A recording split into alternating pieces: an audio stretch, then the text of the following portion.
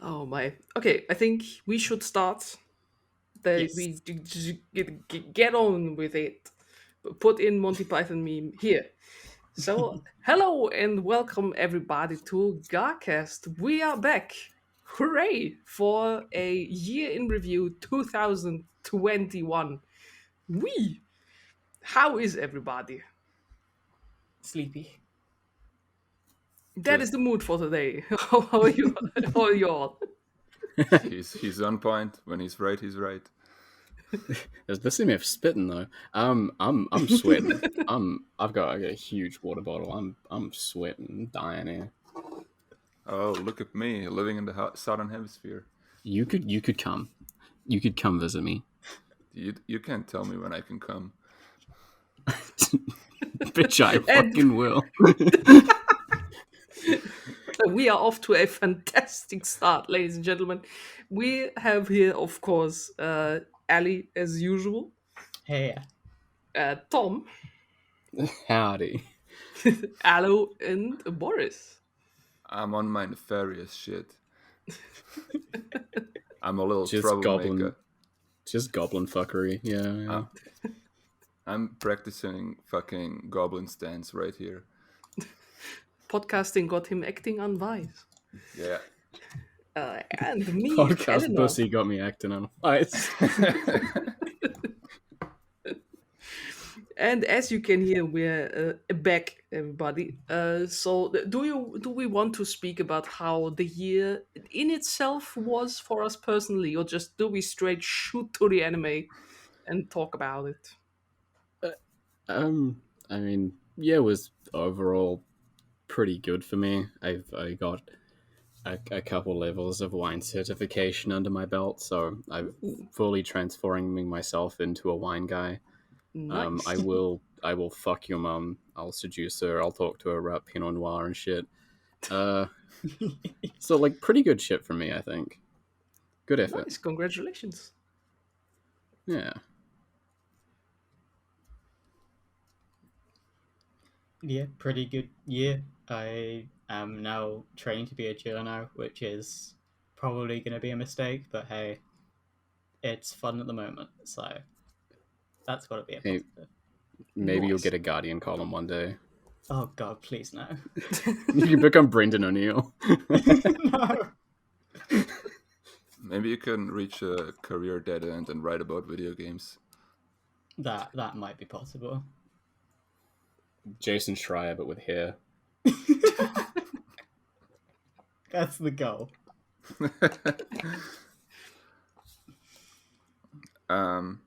Yeah, the year's been dog shit. I don't want to talk about it. That is So far. absolutely valid and probably correct for many, many people. Oh, I mean, a lot of the year was shit. I'm just trying to be positive.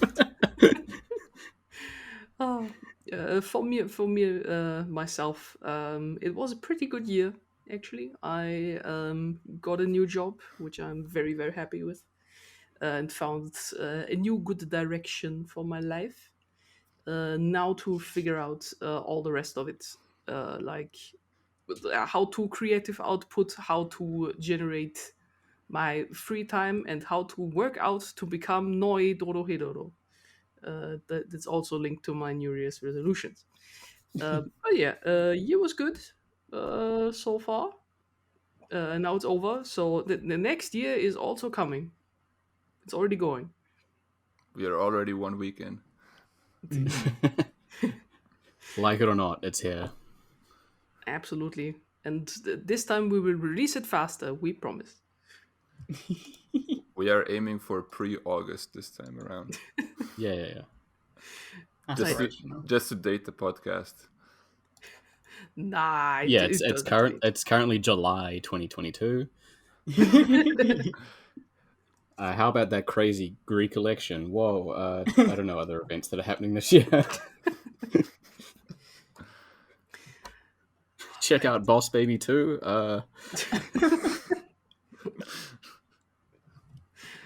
Oh yeah.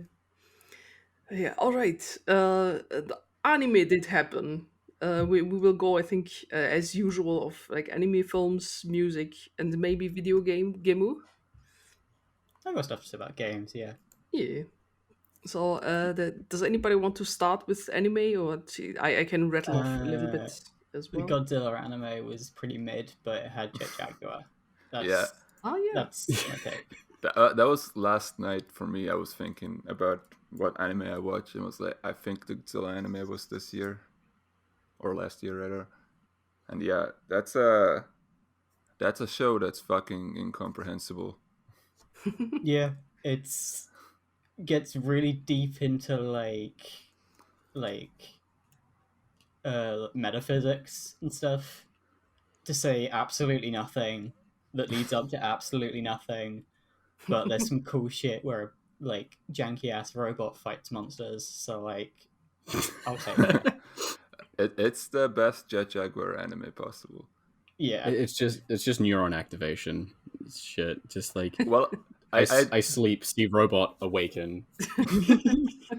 I did a background check and I looked up the writer of the show, and it was like he used to be a fucking mathematician or something before he transitioned into writing, and I'm like, yeah, that makes sense. It was like a critique of one of his books where like the critic just said like, yeah, this is impenetrable for regular people. It's sci-fi, Oh. but it's like Hot dude shit. Yeah. yeah, that's what the show feels like.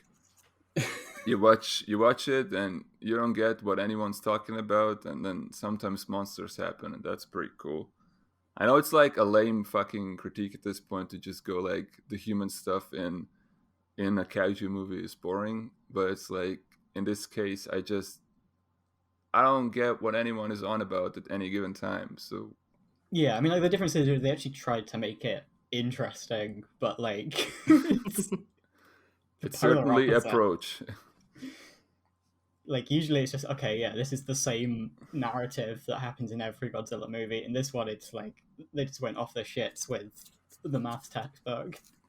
Godzilla is threatening to destroy the entire universe via mathematical equations or something like that. Yes, damn. like Once that. again, math nerds are gonna kill us all. I've been saying it for many years. Stop doing math. Yeah. Humans All were of not meant these- to do math. Humans were not to do math. Why are there letters in my numbers? Why? Why? When would I ever need this? When would I need like incomprehensible symbol of amount of apples? Hello, I would like to have some apples. Friede. Insert Reggie Ice noise here or whatever. Playboy Cardi noises. Yeah. Yeah. Famed mathematician. He invented language. He probably invented music too. Oh damn. What yeah. else came out? I don't know. I over my list of things that I'm seeing that I think most of us have maybe seen, Evangelion actually ended. Oh right. Shit. 3.0 plus 1.0, the last rebuild movie came out. I didn't watch it. I have not watched this yet either. Oh, okay. It's like I've the heard most a guy- anticipated anime movie for like a decade, and then it went past in a week, and I forgot to watch it. That's kind of what I saw on social media about it. Everybody happy that it comes out, and then just silence. Or at least people don't want to spoil other people. But yeah, so I'm not going to spoil you guys. I saw it and thought like, yeah, that's a good ending for the Evangelion rebuild and franchise in itself. But I kind of wished for a little bit more. It doesn't have that depressive grittiness that the original has. Bless you. Sorry, I was hoping that wouldn't get picked up. Well, Yeah, maybe Anno is not depressed anymore, and that's a good thing. That's true, yeah. It sort of feels more like, hey, these are my OCs, and I'm just gonna give them a good ending. So Yeah. go ahead and do that. That's a good thing. I mean, yeah, it's like not to make anyone feel old, but like 3.0 came out like almost 10 years ago. Mhm. When you Like were you can born. probably understand why the hype's a little bit dead. I remember that way back in the day when I first did my Animalist account, I had even then I'd already decided, oh, I should probably rewatch all of this, and then just put in. So I'm going to rewatch all of this, and for the last one, I put down, when does the fourth one come out? And it just stayed there for years. I just didn't have to update it because it was still how I felt. That's But the yeah. problem again. I would have to rewatch the first three and then the fourth one, and that's too much work. I mean, Yeah, I'll okay. get around to it eventually, I suppose. I'm going to use Admin Lounge again to post images because of course, I'm going to be terminally Googling things while I go. Oh Lord, people did very much choose a picture for that. Is that in the movie? I think not. Yeah, I mean- that's him. That's Evangelion. Yeah, it's just a picture of a YouTube girl, I think. That's Hideaki Looks like a Anno. Zoom meeting. That's Or the he's- Akiano.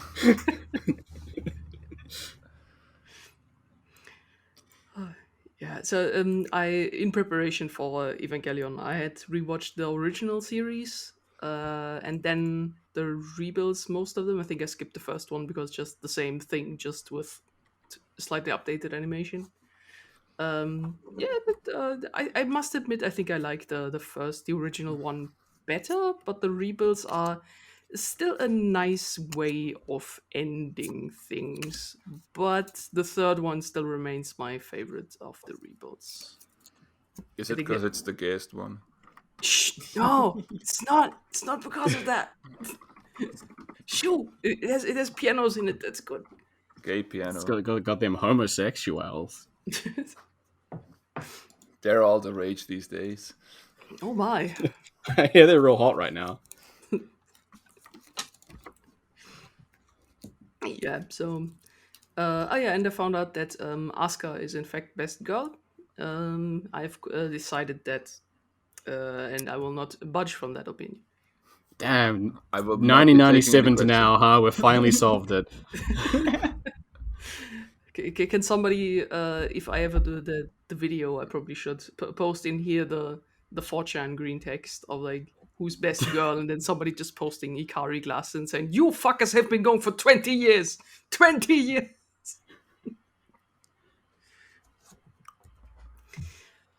Yeah. So Evangelion is okay. It's fine. It's there. I was really fucking dumbfounded recently when I found out that Kaworu is in the original Eva anime for like 7 minutes or something. Yeah, it's just in one episode. I know he was in one episode, but it's like he isn't even in the whole episode. Yeah, he Ali, does- Ali, hang on a second. You can't just slide Bosnian Misato into the images like that. There's a thumbnail for this year's. yeah, that's the one. Yeah, I know I had that one saved somewhere. Uncritical support for Bosnian Misato. Maybe she built the Bosnian pyramids. Yeah, that's what the city looks like in Evangelion, right? What does a Bosnian mecha look like? Probably a bit sleeker than the Polish one. So it's not a forklift. Throwback to 5 years ago when we made that joke the first time. Oh. All right. I think of other things that all of us have seen. Jojo Stone Ocean. I saw the first No. episode. I actually watched these No. one night. I did watch it, yeah. Ah, yeah, nice. I am so happy to see Jolene. She good. I love her. Perfect. They This- sure opened on like absolute freak shit. Yes. That is part 6 though. Yeah. Part 6 like makes a real good first impression, and people are more like sort of sour on it as it like goes on because it sort of starts to get a bit like noodly. It's this is where the bizarre part of the story comes in. Ah. Oh, wait till we get the sequel novel where like George Joestar, the pilot that died, Don't bring goes up the to like an novels. old Hey, this is real, by the way. He goes I like an know it is. alternative dimension to fight like a Hyper Dio or some shit. He's just a World War II pilot. He's not even like a stand user. It's just like, what the fuck is this? Wasn't that with fucking cars on Mars? Or like Yeah, they're on I Mars guess- and there's like a dozen cars for some reason. I don't know. I don't. Yeah, there's a bunch I of don't Teslas remember up the there. green text. Yeah, that's the one I was thinking about. It's like things that canonically happen in the Jojo the light novels. It's like all of these things. It's like okay. Gonna use I canonically loosely here, as does Araki. Yes. Yeah, but I'm very happy that she's here, and I've decided to go completely blind on JoJo again because I had read part 4 and half of part 5, and kind of felt like that the anime was not having like the punch effect that at least 1 to 3 had, where I went in blind.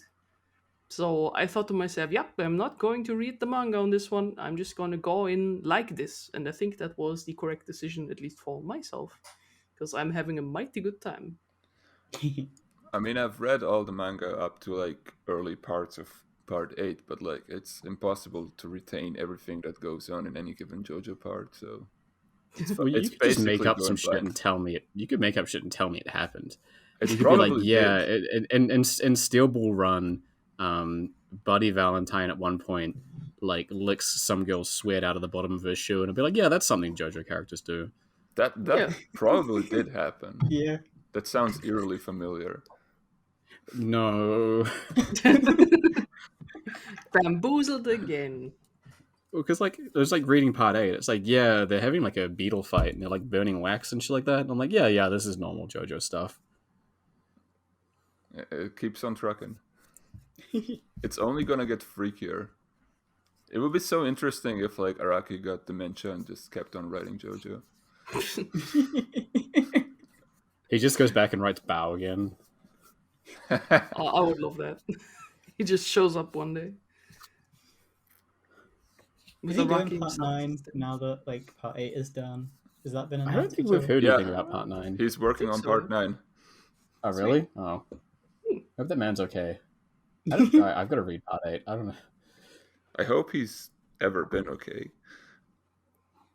I hope think that guy so. I hope that guy got less testicles. Or more, I don't know.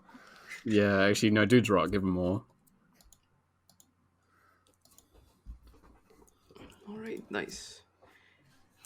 Has anyone watched Baki? My brother watched Baki, and he excitedly told me like everything about it while I was like drunk at Christmas, and I'm just like, yeah, yeah. So it kind of all washed over me. Apparently, they did animate the test, the piss like Hell yeah. dodecahedron or whatever. Yeah. Oh, damn. Okay, now I have to catch up on this because my plan was originally to still watch the old Baki anime because I have still the DVD boxes here. But yeah, that's probably also something that I have to tackle. But I remember that I watched a little bit of the Netflix anime and somehow reached to the point where a guy has his arms chopped off and he says, now that actually makes me stronger. No, Yeah, that's yes. that's Baki, yeah. Yep. Yeah. Yeah. Oh, yeah. I haven't watched this new anime, but I've read the manga, I think, a year ago or so. And there's some real freak shit in this part. It's Oh, like, hell yeah. it starts out with Baki kidnapping George Bush to get into prison to fight Che Guevara. Okay, that sounds perfect. I need it. Yeah, it's so cool. Just I wish we lived in that world. The world is run by one guy, and he's just like really powerful, and that's why he can like Yeah, he's just real strong. he's really strong. He goes off to Africa to fight elephants for fun. That doesn't He's sound just like too a normal far off. billionaire then, just going off to Yeah. Africa to shoot elephants. As it just happens. Also, this is the part where the caveman shows up.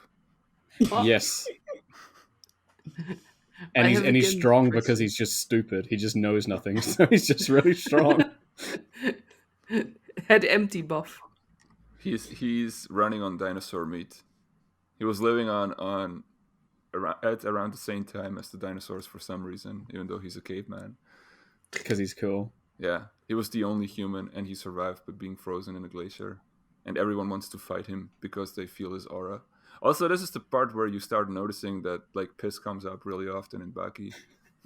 Yeah. It's also just like the plot to Encino Man. If anyone's seen that film. Oh yeah. When like a caveman gets frozen and then like defrosted in like 80s California and just becomes like a surfer bro.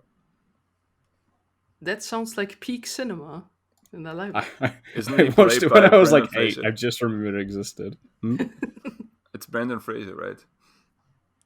Oh shit, it might be. That might be why I'm thinking of it. Always thinking of Brendan Fraser. Always. Shit, it is. Oh my god. But Elena, Damn. put up the poster here. So screenshots too. Yeah, don't know what. Don't ask why this film suddenly, right now, launched from the fucking depths of my memories. It's because there's only 2 depictions of cavemen in media. It's in Baki and Encino Man.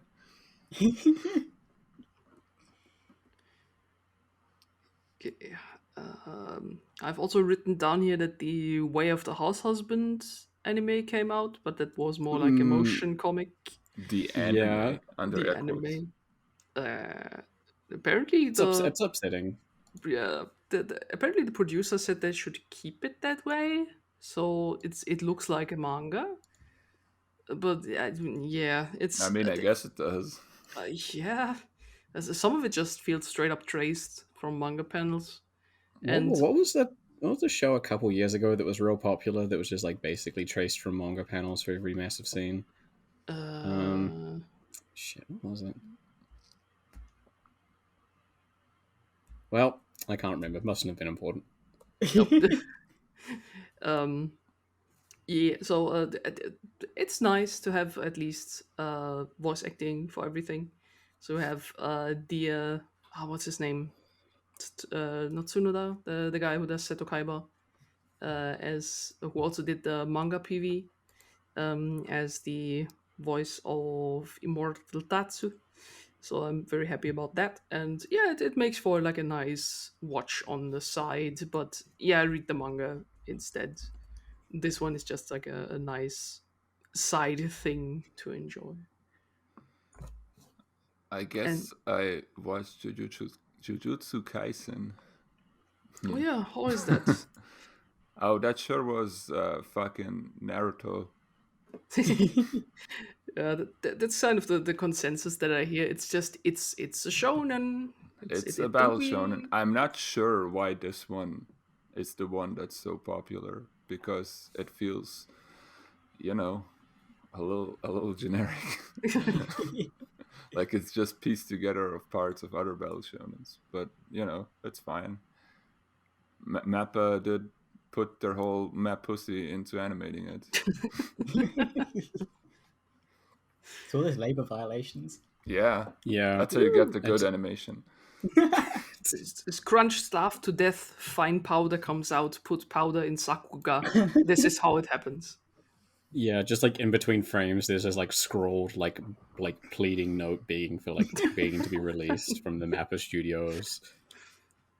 If you really look closely at the line work, the lines actually are not lines. They're just scribbled text. help.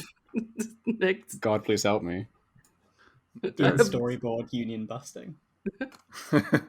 I haven't slept in 3 days, please. Amazon warehouse animations. Yeah. Wasn't there a post from one of the Mappa guys or another animator who had made a post on how to sleep in the office? Oh yeah, I remember that. That was depressing as fuck. Yeah, so you can put your head on the desk. You can roll yourself under the desk. Or if you're feeling really fancy, take a few chairs, put them together, and you have a nice bed. That's like me at a sleepover when I'm 6, not like me when I'm working in the office aged 32. Yes. Oh, a thought for our dear animators. Hopefully, it gets better. That we hope, at least. Ah, I could make that a segue into one of the anime I didn't like from that year. Go for it. Ooh. Wonder Egg. What? Oh yeah, that was last year. What was the show? It tries to be like a kind of Madoka thing with like a dark take on magical girls, but it just wraps itself into all of the threads and themes that it wants to do and just falls so flat on its face that nobody liked any of it in the end. And yeah, I had kind of a few problems with that because you think like, oh, this is kind of like a mature look at especially like teenage suicide because that's one of the big themes in it. You have girls, they can only be girls. This becomes important later on. Who get eggs, and in the eggs are other girls who have recently killed themselves, and you have to sort of help them via fantasy battles to overcome the bad thing. Does this count as mecha? What? Does this count as mecha? No, unfortunately not. It would have been cool if it was mecha, but it's not. The small pilot egg the girls eggs? controlling. Yeah, it's Yeah, pilot. no, the egg girls are controlling the larger girls. Oh, that would be cool. Heck, you have now already made a better show than this one. Hell yeah, So baby. Give me a job. give my homeboy a job here, please. You gotta put the egg into your ass like a mega cube. Ah, Then Then you you- put that on screen. then you Yeah. get the booty. I Um, want to absorb the salt immediately and kill myself. Just dehydration via like instancy. But you'll die with a fat ass, so you know. Yeah, my ass would be so sweet. Full of salt and nutrients as well. Yeah, for when people eat it. Important. Just to quickly finish this off, haha. Just it tries to bring in like things of abuse and violence against trans people, and it's not graceful with it. And I have several problems with the show because it also tries to guise itself, at least for me, because the problem is it's so vague that people come up with different messages and some of the messages are really shit. Yeah, it tries to be like an LGBT show, but in my opinion it is absolutely not. And yeah, then also a few things came out regarding the author, who has like really antiquated homophobic views on especially like love between women, sort of the stance of if two women like each other, it's actually just an invitation for another man to get in there, shit like this. So in any case, that was a mess. But why Wonder Egg was also getting messier was that the staff was sort of working itself to death, sometimes even finishing episodes only a few hours before airing. Yeah, because they were kind of present on Twitter, and I think the animation director or so went to hospital 3 times doing the whole thing because he was overworking himself, just collapsing in the office, and then he just went back to work from the hospital because he had to work. Yeah, and that went so far on that they had to do a recap episode, so the finale didn't air, and that aired like several months afterwards, and then everybody was so tired and it was terrible. So yeah, that show was just I know this show gives some people something. I've seen people who like it, but for me that was just no. I wasted my time and I'm angry. No, I should not watch seasonal stuff anymore. Stop. Oh, anime industry. Oh well. Oh, I could. If you let me on angry rambling, then I could maybe finish off the one that I had talked about in the last year's review, the new Higurashi anime. Go for it. Yeah. So it was Higurashi Go, and then we had Higurashi Sotsu, because it turned out that was not just a reboot, that was an actual sequel, and that also had a season 2 going on.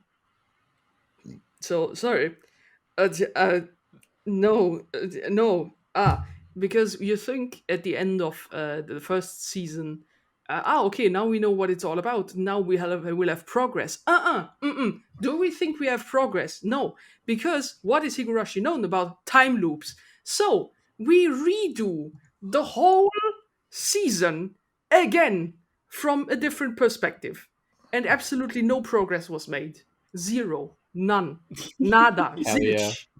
Hell yeah. So you're Let's just go. waiting there for, okay, but when is the new stuff happening? And the anime just goes, we need to redo what you just did for 26 episodes, condense it down to 10, and then just have progress in the last one. And that's just unfulfilling as heck, because it's just a Dragon Ball Z fight of two little girls, where one Hell just yeah. is a bratty fuck and the other one is just a shit. So, and they end up with the conclusion, well, we should maybe spend some time apart from each other. Woo! Yay! Amazing. Well, why did I watch any of this? That's how you figure out your friendship has reached a dead end. You have a big DBZ fight. Yes. And That's no. how I always do it. Yes, they just fight in the sky, shoot laser beams, and they have big fuck off swords to decapitate the other one, and it doesn't work. So no, I wasted my time, and I just shout out to my homeboy Nina here, who suffered with me with that, because she's a great big Higurashi fan who could help me with some of the things. But yeah, that actually kept me alive to have someone to talk to every week, because I would not have done that otherwise. Help! No, not help, but screw this anime. No, bah. That seems like a perfect place to leave anime. I can just quickly just say the things that I liked. Oh yeah, Just in do case. You There were liked many things? sequels. There were things that I actually liked, yeah. Iruma-kun, the Welcome to Demon School, continues to be one of the best new shonens ever. And season 2 was very precious and very lovely. Beastars season 2 came out. That also continues to be a good one, and also becomes more bonkers with more world lore. I loved it. Also finished the manga that year and think it's one of the best new shonens around the block. Really like it, like the ending as well. Cells at Work season 2 and Cells at Work Code Black came out. These were also great. There will be a Corona episode, I think, soonish to explain things. There's also a very good episode on explaining how vaccines work. That was very good. And yeah, shout out to the one original anime that I liked and completely watched, Skate Infinity. That was very fun, also very gay, and I hope they continue that, because I want the actual gay that is in there to be more present and explicit. Also, it has a skating Dio as a bad guy, and that is the best thing ever. You forgot to mention one anime you watched a good portion of this year, Elena. Kopkraft. Oh no, it's a Jaku-Chara. Oh no. Oh my god. I think we have to finish that, because I actually want to we're know like 4 or how 5 it ends. episodes in or something. Yeah. It's an episode. It is a show I was getting more positive on as we went through, Mhm. but not for like genuine quality. It's like, oh, this isn't as bad as I thought it would be, but it is very funny. Mm-hmm. It's just deranged, is that it? It's not gamers tier deranged is the problem. It's like competent. So Yeah, I remember watching it with you. I think we recorded some of our reactions as well. And I remember that sort of this show stands in its own way of like stumbling and falling, because I thought like, oh yeah, guy wants to not just be a gamer, but like actual productive member of society, and What? find the girl. What's the difference? Gamers are already peak humanity, and yeah. So oh god, I forgot about all of these. Oh no, life is a god tier game, or so one famous copy pasta goes. That is don't an worry, the bit that actual follows line. that is even funnier. Oh Um, God. And for my dad, that's BS. Oh god, I forgot all of these.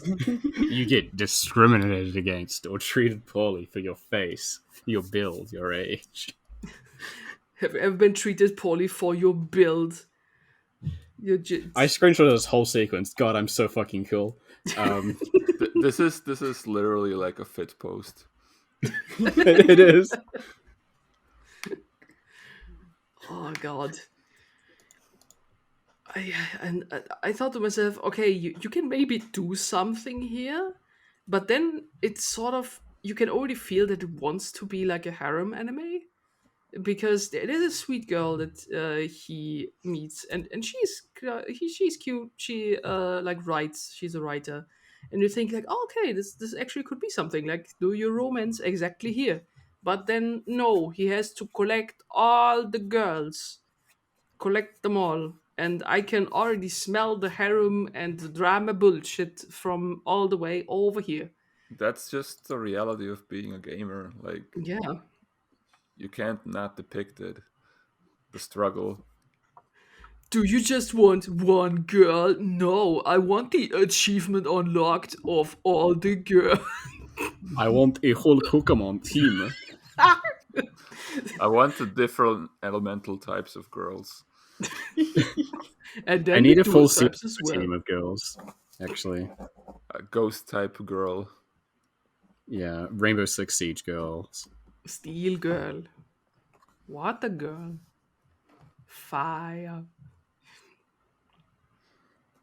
Yes, so I think The brains melting, I can hear. yes, it's just that kaput.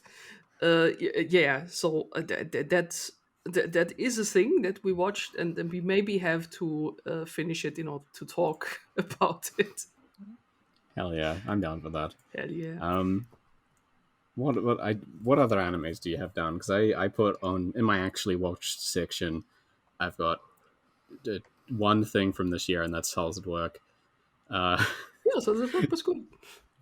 I did go to the cinema and I watched the third in the Fate film series, Oh boy. which was really entertaining because I went with a friend of mine who.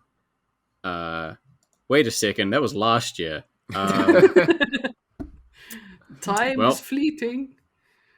Delete that off the list. I didn't see that this year. Yeah, most of what I saw, most the typical Tom. Most of what I saw was like stuff that came out in previous years. But I've got a list of anime I thought about watching. I'll go through that.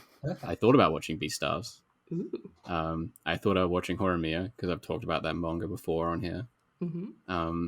I thought about watching Mushoku Tensei because I have read some of the manga for that.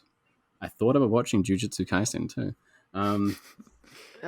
Don't watch Mushoku Tensei. It's just pedophile apologia. Whoa, okay. So it's an anime. So it's an anime. Yeah, it's said in there that yeah, the guy is an actual pedophile, and yeah, I was told by people who watch it because I refused to watch it.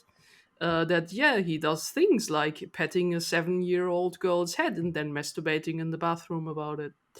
Wait, is this the slime one or is this a different one? No, it's this the is jobless reincarnation. yeah. Wasn't the slime one the one with slavery, or is that a different one? It's just all the isekais. Anyway, moving on. I know Attack on Titan did something this year. Didn't Oh watch god, it. yeah, I forgot about that one. Yeah, I finished reading Attack on Titan, and that was also that was very too. much a thing. The final arc of Attack on Titan is absolute dog shit. I don't know why people were like so like entranced with it before the final chapter, because it was all leading up to that dog shit. Yeah. Also, I don't know if it's just my Germanness rising out of my body, but sort of when somebody just mentions things like genocide and other big concepts such as the euthanasia plan, then maybe you should think that this is not a good thing. And I am not looking forward to the ending of the anime because I will see takes and I will see opinions on the internet and think to myself, no, good Sure. God, have you never been to a history class before? This is just not good. And I will say that no one of the anime comes out well of all the characters I liked. I hate everyone except Levi. He good. We like him. But everybody else is just, no, out you go. Shoo. There are characters I like purely based, like not like morally, but like there are characters I think they do an interesting thing with, or like he does an interesting thing with, but like I don't like most of them as like characters. Like it went from like I watched the fourth season, third season, whichever the one before the time skip is anyway, and I was like, hey, this shit rocks.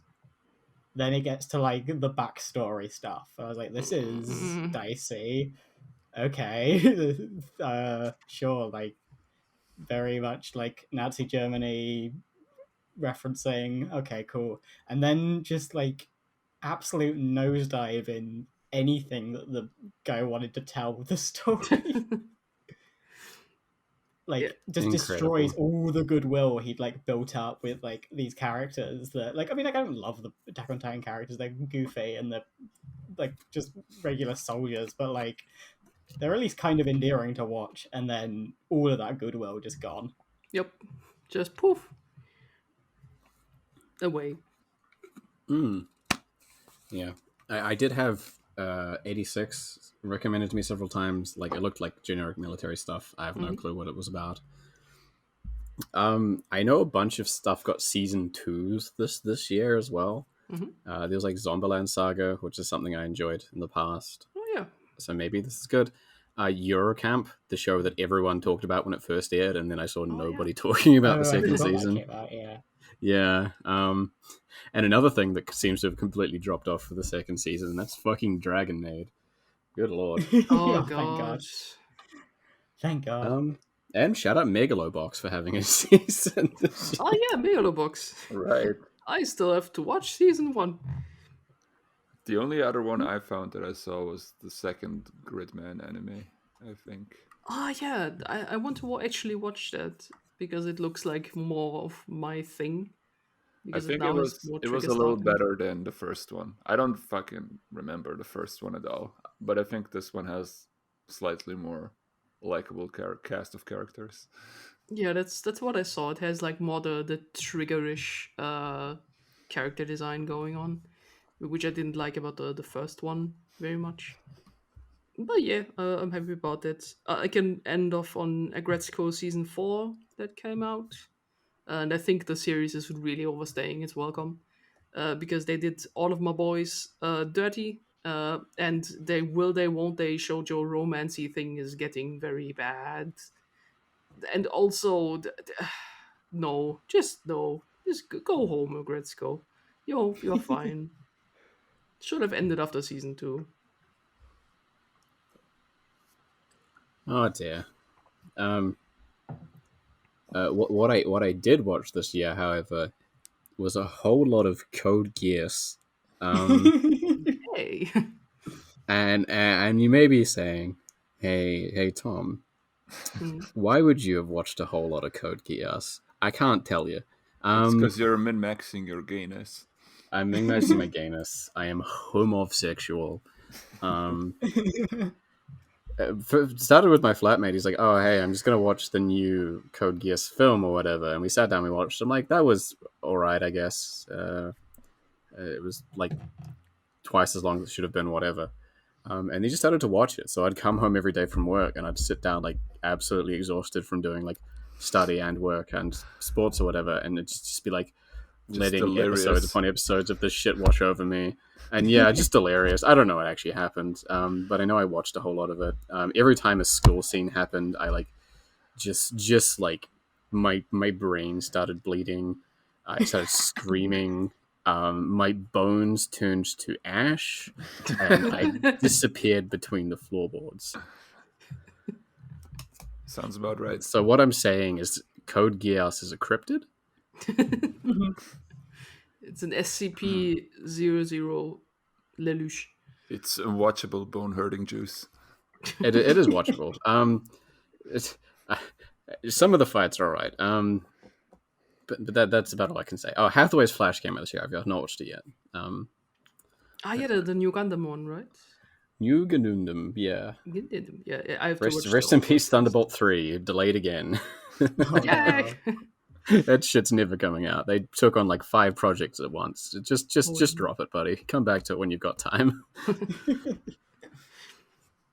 Yeah, my New Year's resolution for also 2020 to get into Gundam. Finally, just watch the old recap movies. Elena, please. Yeah, and then you can watch the like 5 G-Reco movies that Tomino's making. Holy shit. That like everyone wants. Remember Is when it they just turned... gonna be even more insane than G-Reco? I think it is, from what I heard. Hell yeah. Remember when they took Unicorn, a nice 6 OVA series, and just cut it into a 12-episode TV series and aired it a second time? Oh no. That happened. Why did they do that? Why is that a thing? Gotta have Gundam content at all times. Gotta sell those figures. Oh well. Is that anime done? Is it over? Which one? All over, yeah. I think it's over. Shout out to X-Arm for being an absolute mess. That was that shit. Oh wow. That was very much a thing of we should motion capture actual actors and then make them into 3D and then just not do anything about it. That's really a bit of a mess. So on this note, we can go. They turned the metaverse into an anime. We're finally going to get Battle Shonen Nick Clegg. I love that video. Imagine fighting like anime Mark Zuckerberg at fucking Walmart. If Mark Zuckerberg can give that to me, I'll sell out to Facebook, Meta, or whatever they're called. Like I'll become the world's biggest shell if he lets me like physically fist fight him whenever I want. Come out, Zuckerberg! It's time for your weekly beating. Come on, you little alien-looking fucker! I'm gonna milk the shit out of you. I'm gonna get that lizard milk. The government can't stop me. Yeah, blink sideways, man.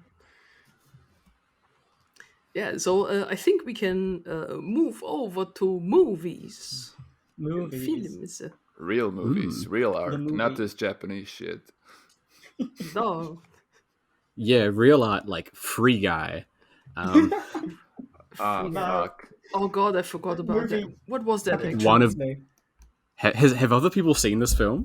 I've only seen it through clips, and I fucking despise it. I think it might have been Worst fucking film of my life. Good lord. Worse than Ready Player One? Or yes. Yes. Oh, it's serious. Worse, it was the first movie I watched in the cinema this year. Oh god. How was it, buddy? It was bad. I wrote a review that's like, this is a movie for people who would be excited by a ninja cameo.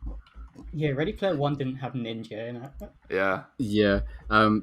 Free Guy is it starts off like, oh, this is like cringe or whatever, but like there's a few funny jokes. Like there's people like jumping around like video game characters in the background or running into walls. Like I'm like, oh, maybe they've got a subtle sense of humor. In the background. Like that's and like maybe they've got a funny subtle sense of humor. And at the end where he's just like using every single Disney property weapon, and you're just expected to cheer. Yeah, and so what happens is it's like Ryan Reynolds is fighting Himbo Ryan Reynolds. Pulls out like lightsaber, Thor hammer, Iron Man, and we're fortunately my flatmates have gotten it on Disney Plus, so we're like in the lounge, and I'm just like writhing on the fucking floor, just in agony. Literally, I'm on the floor. I'm in agony. I'm like screaming. All my other flatmates are just like crying out in pain. They're just begging for this film to fucking end. Oh, this is more than bone-hurting juice. I can't believe there's like this is soul burning juice. I can't believe that there isn't more people who like hate this movie. This movie deserves more hate. COVID has done this movie a huge favor in making it not be seen. Because if this was in the cinemas, people would have gone to see it with like kids over the fucking school holidays. and Oh, God. everyone would Oh, know what a yeah. fucking dog shit film this is. Good lord. Oh boy. Ernest Cline, I'm sorry for everything I said about you. You were, listen, I'll give you a pass. Just, I'll even watch Ready Player 2. Just don't make another one of these. Oh Lord. Should we go over to other Mad Lad cinema with less soul hurting? Venom 2? Hell yeah. Shit Oh. rocks. Yeah. That was. Saw that I watched recently. that in cinemas. It's like one of 2 movies I saw in cinemas this year. And like, hell yeah. Shit scares hell. By the way, Yes. Free Guy made like 3 times his budget in money, so What? Oh, cool. God. I'm gonna Why? choke my cock off. Ah!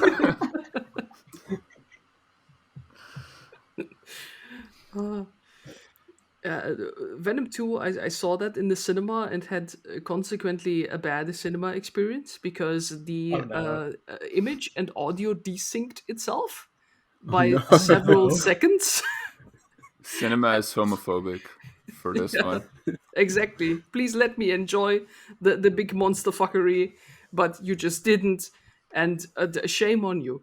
But okay, we formally complained, and they said like, yeah, sorry, we can't do anything about it because the data is already fixed or whatever. So I at least got a free ticket for the next time I go watch anything.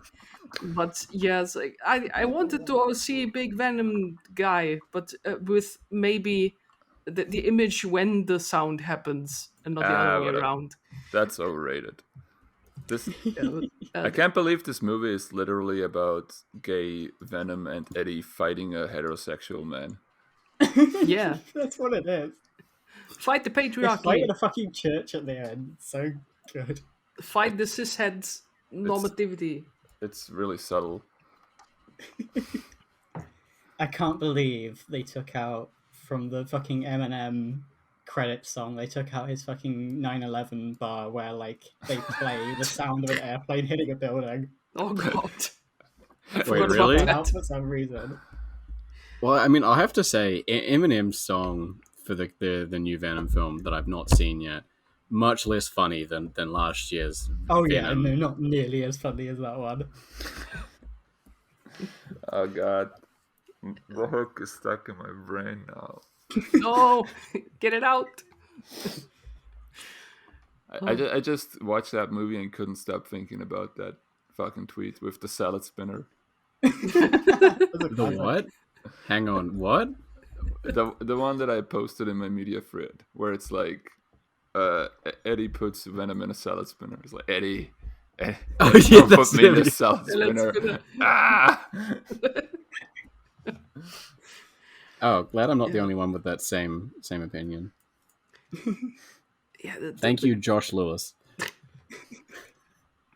They were surprisingly fun. I needed more shenanigans with these two. And just maybe a little bit higher of an age rating because none of the gore was happening with Carnage. It was just Yeah. people were That's just like yeeted. the one like big drawback with them is they are still going for like It really ages feels like there audience. should be violence, and there Yeah. isn't.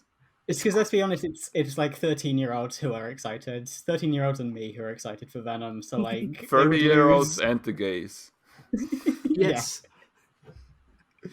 So if they made it R-rated, like the movie would tank. Yeah. I Also guess. True. They can just put it just on fucked Disney up. Plus or whatever. Like, they can make infinity money. It doesn't matter. Yeah. You can sell bad films. I mean, just look at Gestures at Black Widow.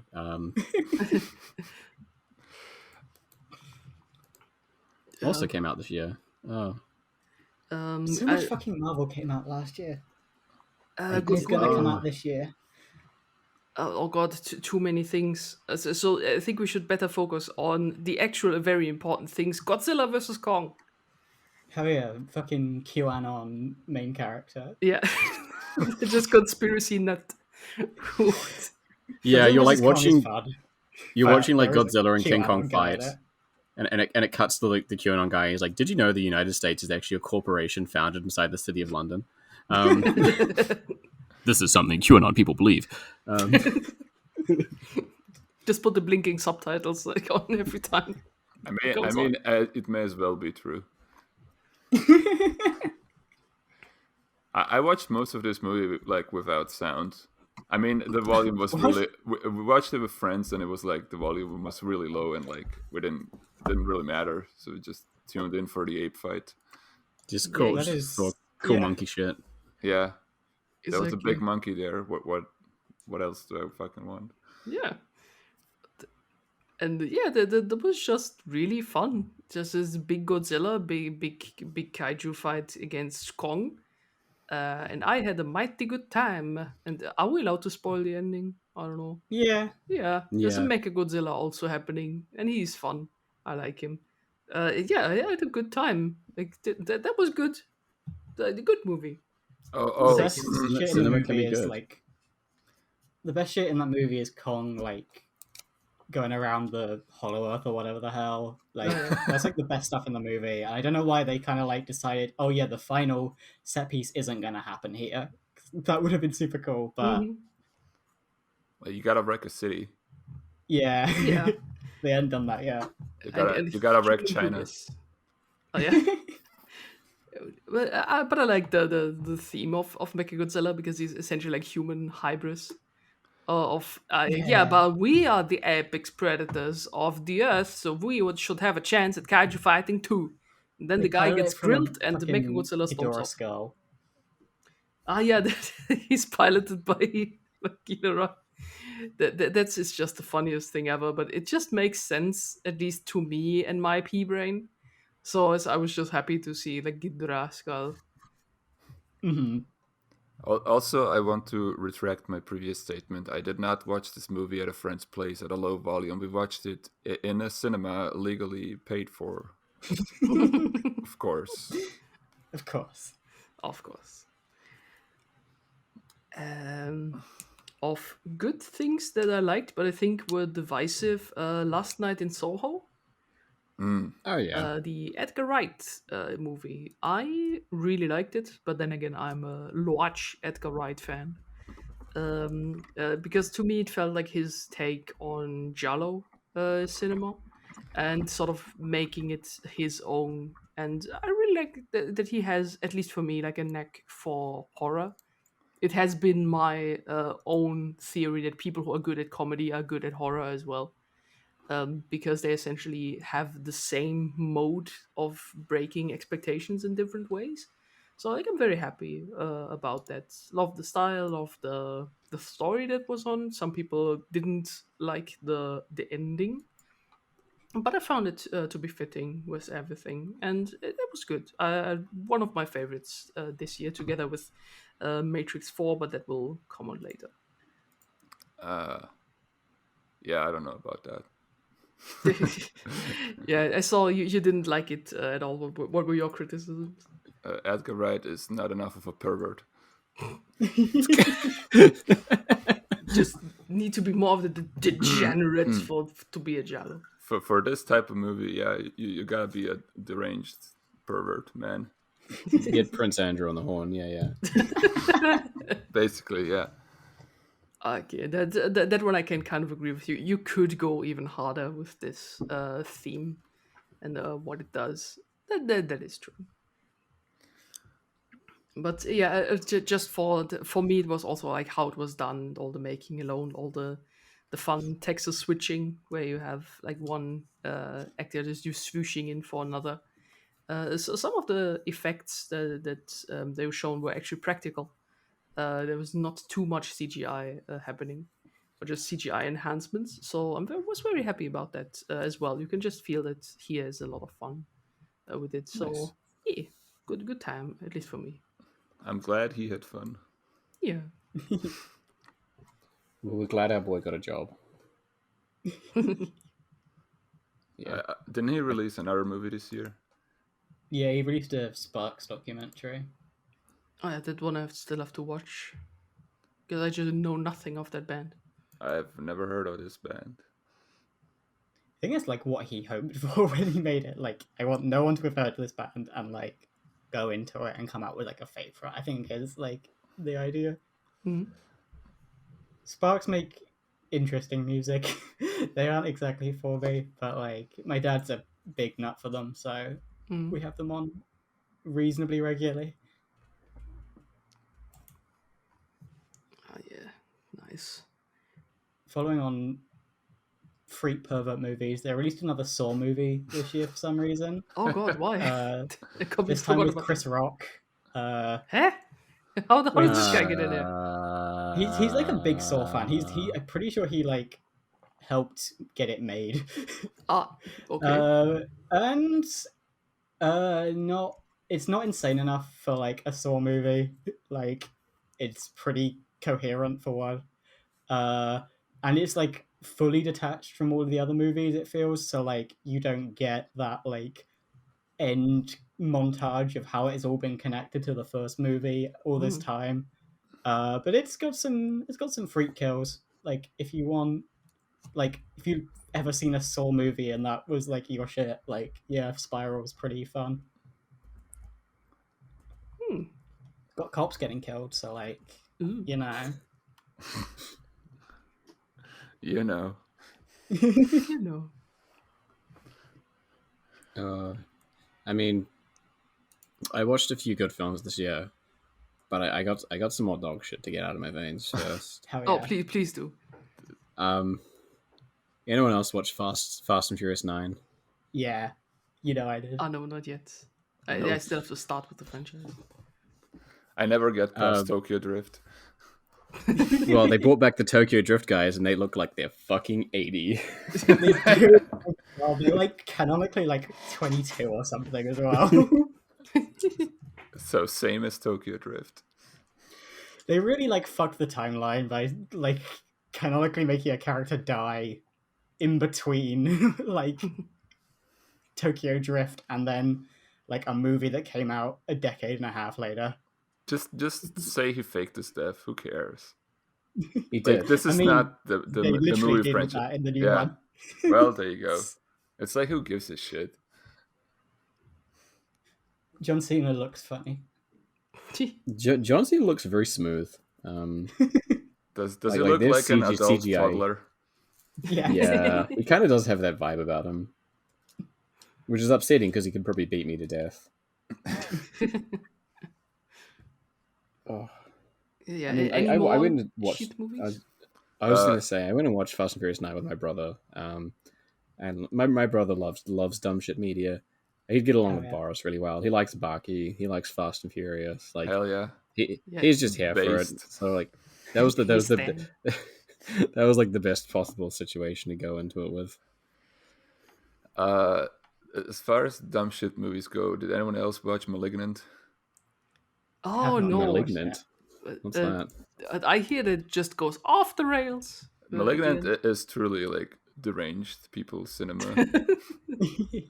That's like the only movie I've ever watched where it's like a 5 out of 10 for an hour, and then it's like a 10 out of 10 for the last half hour. So you gotta like that's just Mandy. Yeah. Oh yeah. And you gotta like get the average score out of that. Like it goes, so much of like the first and second act of it is like, I'm not sure if this is just bad on purpose or whatever. And then like in the third one, it's just willfully going off the rails, and but in an actually entertaining way, because there's like a lot of shitty acting too in there, which again, I'm not sure if it was on purpose or not. but by like the last act, it just doesn't matter. It has like a weird freak mutant man doing like John Wick Matrix martial art moves. Oh hell yeah. It's like fucking Basket Case plus Matrix or whatever the fuck. Oh no. Okay, that sounds good. You can't really like describe this movie. You gotta like witness it, but you gotta get through that questionable bit. Okay. I think that should be manageable. For good stuff, I had done already with like Asuka Ah, there you are again. Hello. Help. Post that the on screen. Just me, like Boris starts talking, and the phrase Serbia Evangelion rockets into my brain. I just start feverishly typing into Google. Yeah, that's how I found Bosnian Misato. I just typed in Bosnian. Just crashes in there and stays there. With dear Nobu, I'd seen Summit of the Gods in the cinema, and that was really good. We did the podcast before this one, where we also took Belle apart, which was one of the worst movies I had seen. So bless French cinema for actually showing things in the cinema so I can catch them.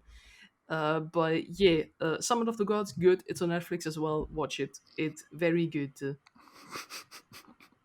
I'm not quite over this image yet. But, Why is she a German Gastarbeiter too? Like, there's layers to this. And not an actual German. Yeah. I can live with that headcanon. That's good. Posted by an account called Living Ironically in Europe. Yeah, listen, I didn't click on the account because I have a feeling I don't want to see what they post. That's probably reasonable. Is that a small Ahegeo face? Huh, I think so. And the things that I also talked about in the Shinzawa Souls already, Fear Street trilogy on Netflix was ass. I didn't like it, and it's bad. Watch the stream for more info. Yes. On this thing that isn't good. Exactly. We talked about monkey diets. Yes. Yeah. About eating insects. Who else saw the fucking new Halloween movie? No, yeah. I finally saw the original. And, depressed when I saw it was shit. That's a movie that did a good job of making you cheer for Michael Myers. Ooh. Because every normal human being in the movie is the least likable piece of shit you can possibly get. Hey. But then, like, Michael Myers doesn't like actually go far enough in killing some of them. But yeah. Oh god, that was my point in Fear Street as well. You have some of characters who are just actively annoying, and you're just waiting for them to get killed in many, many ways, and then they get killed in an extremely cheap kill with like in 2 seconds. I don't know, ice pick through the throat or something. But it's not even like raw, it's just Netflix. Bah. And you think, no, I wanted a proper kill. If you have like asshole characters, you just at least want him to suffer a teensy tiny bit. I guess Michael Myers kills a bunch of firefighters, and that's problematic. Yeah. That's the first thing he does. He should be out there killing the police, not firefighters. Michael Myers is principles here. He's misguided. This is not okay. Cancel. Why do you keep posting Serbian shit from Twitter? I can't help myself. Tom, stop. I've got a problem. Although the fucking Serb sport tweet, that's like so true. It seems to be the thing. If you're a Serb, you only care about the sport where you're ranked number 1. And then you stop caring when you're not ranked number 1 anymore. Well, like, I mean, like, I just started laughing, side tangent, when I took a flight from Serbia to Germany when I went to meet up with our dear friends. And as I was boarding my plane, I looked across to the right, and the plane next to me, because it was Serbian National Airline, they're all named after Serbs. I don't know what my plane was called, but the planes parked up next to mine was called fucking Novak Djokovic, and I was like, you're fucking shitting me. Very funny that he's like locked down in an airport at the moment. Oh, I think he's in an Australian detention facility. Oh god. Why can't he get his plane to pick him up? Yeah. Because he did an illegal thing. He's under arrest. He broke the law. Big deal. He's Serbian. Yeah, and okay, I'm Serbian and a minor. Basically, this is harassment. I'm literally Serbian and a minor. I think I can end on. I'm going to stir this podcast around, or maybe not. So the Good luck. Matrix. Thank you. I saw Matrix 4 yesterday, and that was amazing. I loved it. Cool. I've heard two opinions of Matrix 4. Yeah. Either it's absolute arse or it's amazing. There has been no in between. Yes. That's why I wanted to see it for myself. Because that's the consensus I see too. Like, I think it's a really like love it or hate it movie. And for me, I already liked the whole trilogy. Plus, I had recently rewatched it just in case, plus the Animatrix. So, I was deep in that. And yeah, then I saw the Matrix 4, which is actually a sequel. So you should have the trilogy present in your mind if you watch that. That was really good. Because it feels like a proper ending to the franchise. And yeah, because also Lana Wachowski said she wanted a proper ending, and you can feel that of, yeah, these are my OCs, and I'm just gonna make them, give them a good finish. I've ceased to understand what was just posted in front of my eyes, yes. Anyway, Says a lot about our society. we live in one. You're either Reddit or you're 4chan. Pick your side, motherfucker. Well, I mean, I did watch American Psycho this year for the first time. Ah, same. Oh, I rewatched it just a couple of months ago. Oh, yo. I've accidentally all watched something. We accidentally all watched the same thing because we felt like watching American Psycho. It was in the zeitgeist of things. I really love that movie on rewatch. I have absolutely no idea why people idolize that dude. Oh, it's very funny. It's such a cool movie. People, made a lot of like terrible red flag posts this year, but genuinely, if you talk to a guy and says he's trying to be like Patrick Bateman in American Psycho, please just leave him. And or her. If a woman is trying to do that, it's not good. The movie is literally about him being like frustrated because he just doesn't have a personality. He's like a void of personality and cannot relate to other people at all. Like if that's what you're aspiring to, then where are you starting from? Yes. Also, if your guy starts talking about Pink Floyd albums during sex, maybe rethink that. If he does do the flex in the mirror while having sex, that's cool though. That's cool. That's cool. Fine. He's just feeling himself. We're all about body positivity. Yeah. Totally. Yeah, that just made a really good double feature because I had seen Wolf of Wall Street, I think just a few days before. Oh dear. And I thought like, yeah, I could watch the other like men in suits in the 80s being absolute terrible people. And that was very good. I really liked both of them. They're absolutely horrible and awful people and should serve as like a bad example of not what to do. But many people just seem to watch things wrong and say, yeah, I want to be like that guy. Yeah, unfortunately, TikTok has transitioned into like hustle and grind culture.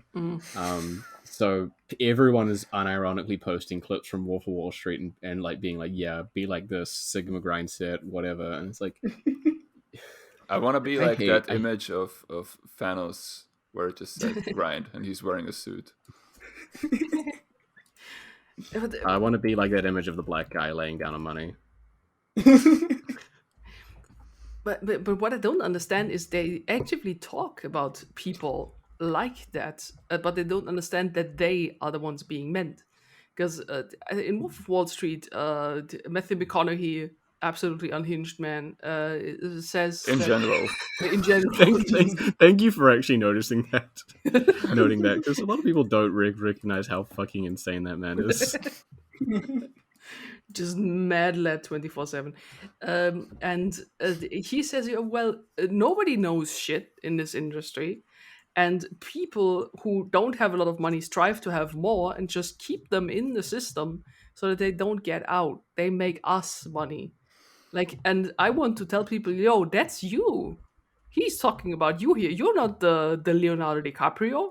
You're one of the little guys who thinks, ooh, I'm gonna buy stonks and gonna do things. No, just no. But yeah, people tend to rush things wrong. A thread by me says, hello, welcome to my TED Talk. Welcome to the 2021 movie review cast, where we review American Psycho and Wolf of Wall Street. It's about the films you watched along the way. Yeah. Yeah. Yeah, I had seen Akira Kurosawa the first time for last year. I want to point out that I have finished my film studies and somehow managed to never see Kurosawa. Thank you very much. But yeah, there are many good things in my Excel sheet. I watched some Kurosawa, watched the Terminator franchise for the first time. Hell yeah, bro. Halloween, they're really, really good. I have a hot take that Genesis is actually good.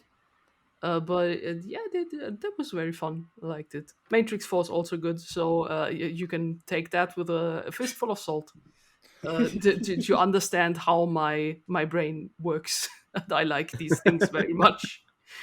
Also, You love to see it. to quickly point out, Matrix 4 really, my power couple is back. Over the years, I've started to realize how much I like Neo and Trinity. They are a bi power couple. You cannot change my mind. They are amazing. Love them. Hello, And- we noticed you from across the bar and really like Yes. your vibe. Yeah. Yeah, so they were good. Also, they made some really good points in there with like modernity of like Reject people it, return to tradition. totally become zeros and ones. Like they make a very good point in the fourth one about the thing like fact versus emotion. Of like people don't care about facts, people only want like emotions, which is like yeah, can kind of feel that nowadays. Like that you shouldn't do like binary thinking of like us versus them, which they criticize about the original trilogy, which I like very much. And yeah, some good points on sexism and yeeting assholes in the face. So yeah, Matrix Resurrections and Last Night in Soho and Godzilla vs. Kong were my favorites. Nice. Most of the movies I watched this year were not from this year. Hell yeah. And just to ask, like, did anyone watch Dune?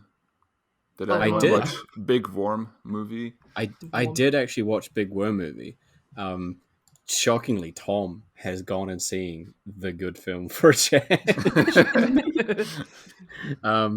Yeah, no, I really enjoyed it. I mean, I think Dune has the issue of the first book / film has a lot of like heavy lifting to do in terms of setting up. So Yeah. it's probably not the most exciting thing to watch, but it's thank you for my boy Dennis, that's his name.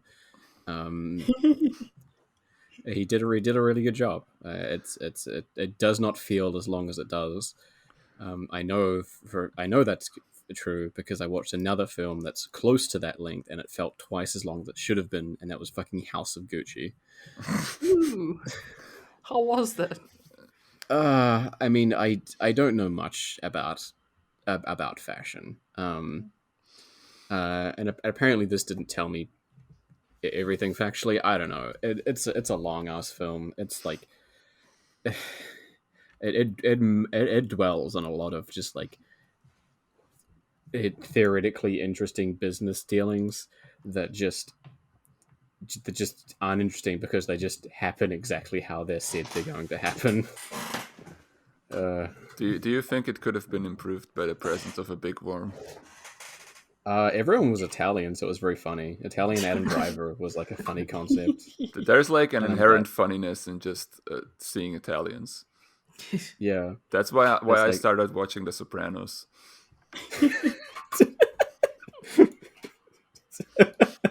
Yeah, that's why people watch The Sopranos. Because Italians are funny little guys. Yeah, you're gonna morph into like literally every like 45-year-old American, like 50-year-old American like dad or whatever. Your entire personality is gonna be based around like Goodfellas, The Sopranos, and Godfather. Could be worse. Could be worse. Yeah, you could base it around American Psycho. I really enjoyed the episode of Sopranos where they actually go to Italy and the Italians just hate them. Oh, nice. Isn't Tony Soprano's son really into like black metal or something? He's into like new metal. He has a bunch of posters hanging out, but there is like that one black metal poster that they put in. I don't know. I guess that the set decorator didn't know and figured no one else would know. But I'm like, This is serious critiques of Tony Soprano's son. 20 years later, I'm gonna call out the set decoration of the Sopranos, because like Oliver is not new metal and it doesn't fit with the theme of what the character has going on otherwise. Also, like it's really funny because the most recent episode I watched is where his son gets into like fucking nihilism and this like really pseudo philosophical. He stops being Italian and becomes German. He slurped up all the German philosophers. Oh no, save him. That's a teenager. It sure is. I can point out one J-drama that I watched and loved every second of it. It was Ojiisama to Neko, the old man and his cat. Oh yeah. And I cried every single episode and was very good. Because the manga is also one of my favorites. And if that ever comes out on Blu-ray or gets, I don't know, hopefully licensed, cough cough, watch it, please. Very good. Is that the one where they use like a weird freak puppet of a cat? Absolutely correct. Why didn't they just get a fat cat? Because he sort of has to emote and talk and sort of. And maybe CGI too expensive. I don't know. Just get a fat cat. Get a chunky boy. Just fatten a cat. There's fine. So many morbidly obese cats animals around. But I have to admit it's a little bit off-putting at the beginning, but you get used to it. It's okay. That sums up at least movies for me. One movie I watched this year that didn't come out this year is Fred Durst, The Fanatic. Oh, Because please tell us about it. One of my dear friends, my lovely friend Aya, she and her friend are watching The Fanatic every week for a year for content. They are that's right. That's right. I almost forgot about that. And they're already going insane. That movie is a fucking enigma. Like, John Travolta plays a autistic man and like harasses fucking Devon Sawa and gets his hand shot off. He like sniffs a lot of stuff. That's the movie. He's also a funny Italian man. He is also a funny Italian man. Yeah, like that's a fucking movie. I've seen it once and it drove me insane. How they've managed to see it like 26 times, I don't know. But yeah, go listen to the Fanatics. They are lovely people. If you listen to episode 5, I'm on it and I'm like barely cognizant. What other movies are there? Oh yeah, go watch The Hip Hop Witch. That's a fucking banger movie. That was a series of words I did not expect, but yes. I watched The Death of Stalin this year. That was a lot of fun. That was just a cool movie. Steve Buscemi in it, doing cool shit. Love a movie with Steve Buscemi. do love a film with Steve Buscemi in it. Hell yeah. Another funny little Italian man. Funny watched little Con Italian Air the man. other day. He's in that too. Yeah. The best thing about Death of Stalin is nobody tries to do a Russian accent. So Steve Buscemi is just a funny little Italian Nikita Khrushchev the whole time.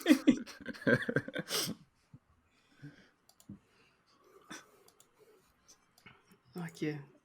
I only have films that didn't came out in 2021, but that I saw and was very happy about, such as including Mandy, which was amazing, and many other good things. I watched Benedetta this week. Boris,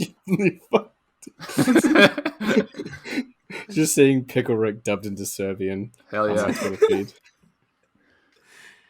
Uh, Oh dear. yeah, I like the original Godzilla, Das Boot, Kagemusha, finally Garth Marenghi's Dark Place and Man to Man, which were very good. Oh, nice. Yeah, and Ginger Snaps. I think one of Hell yeah. my new favorite werewolf movies. Really liked it a lot. That's really good. Oh yeah, and Face Off. Good Face film. Off. Face Off, good film. Movie goes so hard. It's the best film. It's so fucking cool. Hell yeah. And I see here One Cut of the Dead. That as well. Oh yeah, we very watched good that. film. That was a good one. It's one of those go in as blind as possible. You will have a good time. Shall we move on to video games? Yeah.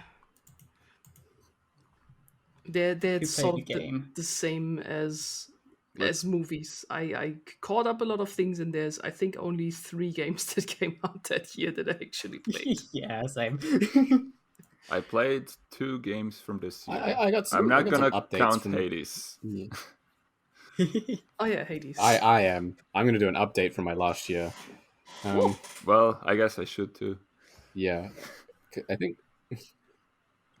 Yeah, because last year I had like just started to play Hades when we recorded. Yeah, same. I was like appreciating the aesthetic, and I was like, this is cool, whatever. But then sort of not long after I started playing properly, I was like, okay, now we're doing cool shit. This is next level shit. I played And 200 hours I of really got Hades into this it. I year. really enjoyed it. I'm at the point where I'm like slamming out, W after W after W. I'm just like really good at video games. Nice. But the core gameplay loops and systems are neat. The weapons and the powers are all balanced in fun and interesting ways. Like you'll always have your favorite, but no one thing feels like unplayably bad. So, yeah. Or broken, I guess. I mean, there's a few things that are broken. My flatmate just unlocked Excalibur, and I've been watching that recently. That's the good one. That's just a big slow sword. That's what I like. Big bonkage sword. I still haven't finished Hades. It's like I'm still stuck at the big Hydra, but then I didn't play anything more. So I just throw on the God mode again and just try my best. I played. Oh yeah, that game. Forgot about God mode. I've not used it, but it's a cool addition.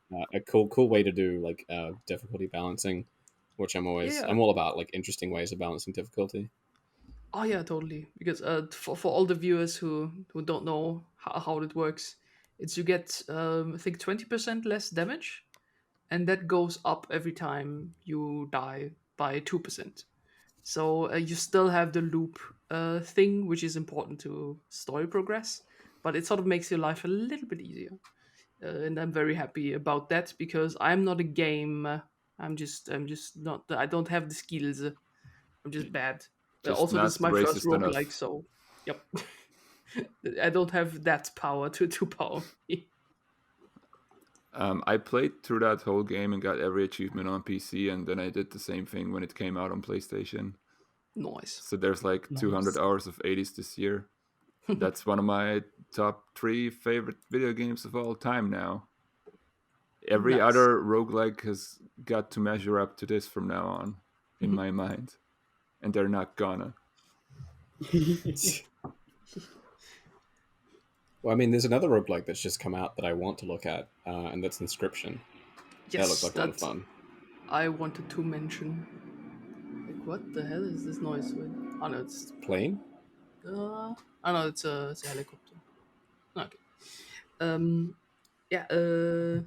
Inscription, because I am really enjoying myself. I just started playing that a few days ago, last week, and that just goes straight up to best game of the year, like in that range, because it's essentially, I would say, something inspired by Magic the Gathering, but making it a roguelike of like you having to rebuild your deck every time, and then it just goes off the rails and starts doing other things that I don't want to spoil, but let's sort of say some other elements of other TCGs come in, and but in very interesting and thematic ways, and also different gameplay elements come in, completely different aesthetics, and there's like sort of like a whole meta narrative around it that involves the card fandom, so to speak. That's very good, and I wanted to actually recommend it to you, Boris, because I think you will have an excellent time with it. Yeah, I think that game sounds really good in theory. Yeah, But it's really good. I looked at the screenshots and it's like, this is a card game, but the cards look lame, so I don't care. Yeah, it sort of fits with the aesthetic that you're playing in like a dirty old cabin with not an elder god but bear, and the cards are just paper slips with Just the Ted cards. Kaczynski playing card games by himself. Yeah. So glad we finally have a Unabomber roguelike. That would be lit. Uh, uh, yeah, but I think you will enjoy it if you see it maybe less as a card game and more like a horror game with card aesthetics and mechanics. Because yeah, there are just things that will get mentioned, like where you see like, okay, this is double strike, this is death touch, and then many other things also come in. You think, oh, I know all of this, and you can even combine cards, make new ones, and there are cards who talk to you. Where you find out, these are maybe a bit special. Like, and I like the idea of like a card being on the board talking to you. But you can also ignore them if you want to. They just show up on text. You mean they don't do that for you in real life? Yes, my commanders actually speak with me. Has anyone played that new Resident Evil game? Ooh, not The yet. one with the big titty vampire. Yeah, Chris Redfield. Yeah, Chris Redfield's huge titties. No. The, My games are pretty previous year based again, but I'll let you talk about big titty game. I mean, I think that's the favorite game that came out this year, technically, of mine, out of the two that I played, like this and Deathloop. That game, I think I ran through it like 3 times. It's really fun for like just doing that new game plus shit and getting increasingly more powerful. It has like one section in it that makes me shit my pants every time. That's like the only thing about the game that I don't like, is that one section scares me. Even though it's like a section that you can run through in like 10 minutes if you know how to do it on like reruns, but still. It's like for a brief period it becomes that other type of horror game where they just take away your weapons and I can't shoot at the scary thing anymore, and it's like I don't want that. Give back shooty. I want hiding behind your gun. yeah. I don't care that it's like a big fetus attacking me in a basement. I want to shoot it with a shotgun. But otherwise, that's just. I also liked it a lot more than Resident Evil 7. I don't know if they actually changed that stuff, but it felt like the controls were kind of smoother. Like everything in 7 felt so like heavy, like they were going for too much of sort of realistic animations, so everything's gotta feel like shit. But maybe that's just because I was playing it with a friend, so we were like switching around controllers every now and then. Yeah. But maybe they did polish it for 8. Anyway, I liked it more than 7, and it's basically, in my opinion, my second favorite Resident Evil after 4, I think. Yeah. Nice. You get to go to Romania and be scared. Okay. For me, I think maybe one of the game of the years, apart from things I should have played, like Shin Megami Tensei 5, Great Ace Attorney, No More I- Heroes 3. I don't have a all of Switch. It's those. pain. Ah, yeah. I It's want so to If you want to play get Shin one. It's the Megami best Tensei Hades 5. platform. It's so much fun. Yeah, Switch is really You good. could buy They just have a lot of Shin Megami games. Tensei 5. Yeah. I I could tell you how good it is when I play it. I could try and see if I can emulate it. Apparently, Switch emulators are pretty good. Mm. But it's nice Li- to have one because they're essentially portable. And You I mean really like legally that. buy a Switch? Yes. Yeah, yeah. I'll Yes. legally buy a Switch and the game, and then I'll emulate it because then Nintendo still got their money. Poor old Nintendo. Yeah, but my fav actually turned out to be Deltarune 2. The 2B game of a not quite sequel reboot to Undertale. Because I had played Deltarune the first chapter. When came that out? 3 years ago or so. Yeah, And I thought like, yeah, this is okay. This is good. But then like the chapter 2 is like, okay, now it's the real deal. Because we also find out, because if you go into the main story menu, you see that there will be 7 chapters overall. Oh, wow. So this will be like a whole week, because essentially one chapter takes place on one day. So you wake up in the morning.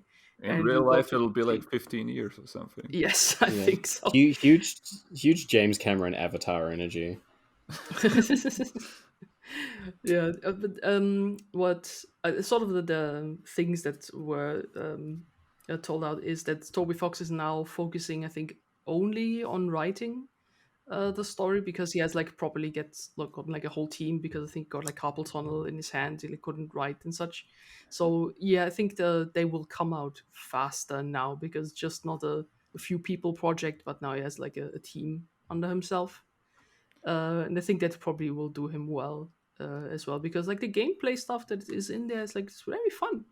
It's like a lot of cool new things, and I just really like the characters now. It was not quite clicking for chapter 1, but like chapter 2 has such a cool villain who also, I like the setting a lot more. I have to say that before, like chapter 1 was all about like games and board games.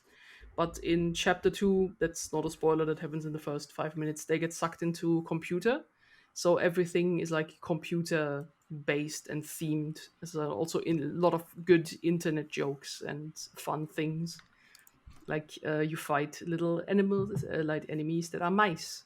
They make clicky noises. And then they combine into all gatai, and they spin around in a big circle, and it says mouse wheel attacks. And I love it. So yeah, it's really good. And also there's a character in it who has been adopted by the internet, and everybody loves him. Spamton, maybe you've seen him. Like that guy is just Yeah, a I've seen Fukumoto all the character, big shot honestly. memes.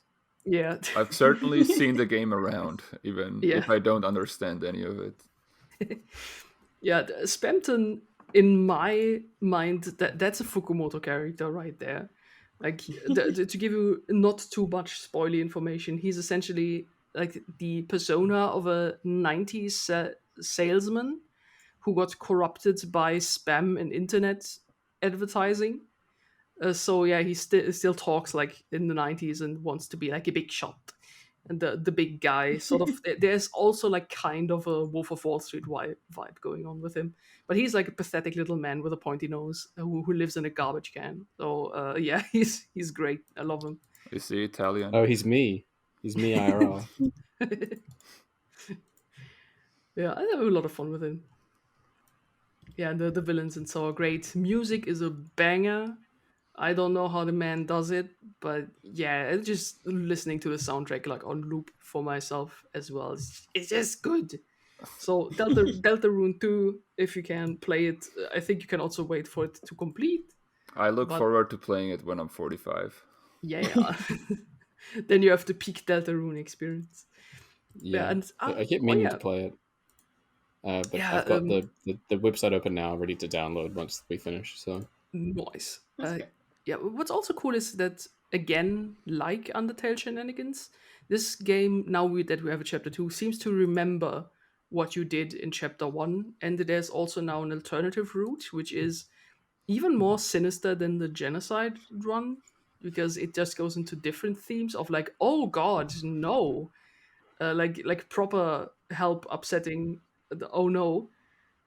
So yeah, we'll see how that works. I will be so cheeky and start a second save file on my Switch because I played it on PC and already did some mistakes of like forgetting things. So I'll try to do like a perfect run on my Switch and my genuine first run on my PC. Because things will come up. I can already feel it. Like there are already things where when you throw away the manual in chapter 1 to make space in your inventory, uh, in the second chapter in your room will be a trash can extra because Ralsei says, "Hey, you were throwing away things, so I just gave you an extra trash cans. Can throw things away." So even like a tiny things you did in your inventory will like happen in the real world. So yeah, there will be some big brainage going on 100%. Toby Fox will find a way to remember consequences in this game across platforms, and then you'll be Yes. screwed. Oh no.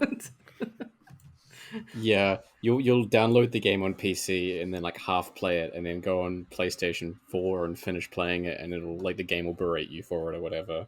It'll do I the remember Hades you thing. did the genocide run on PC. I know.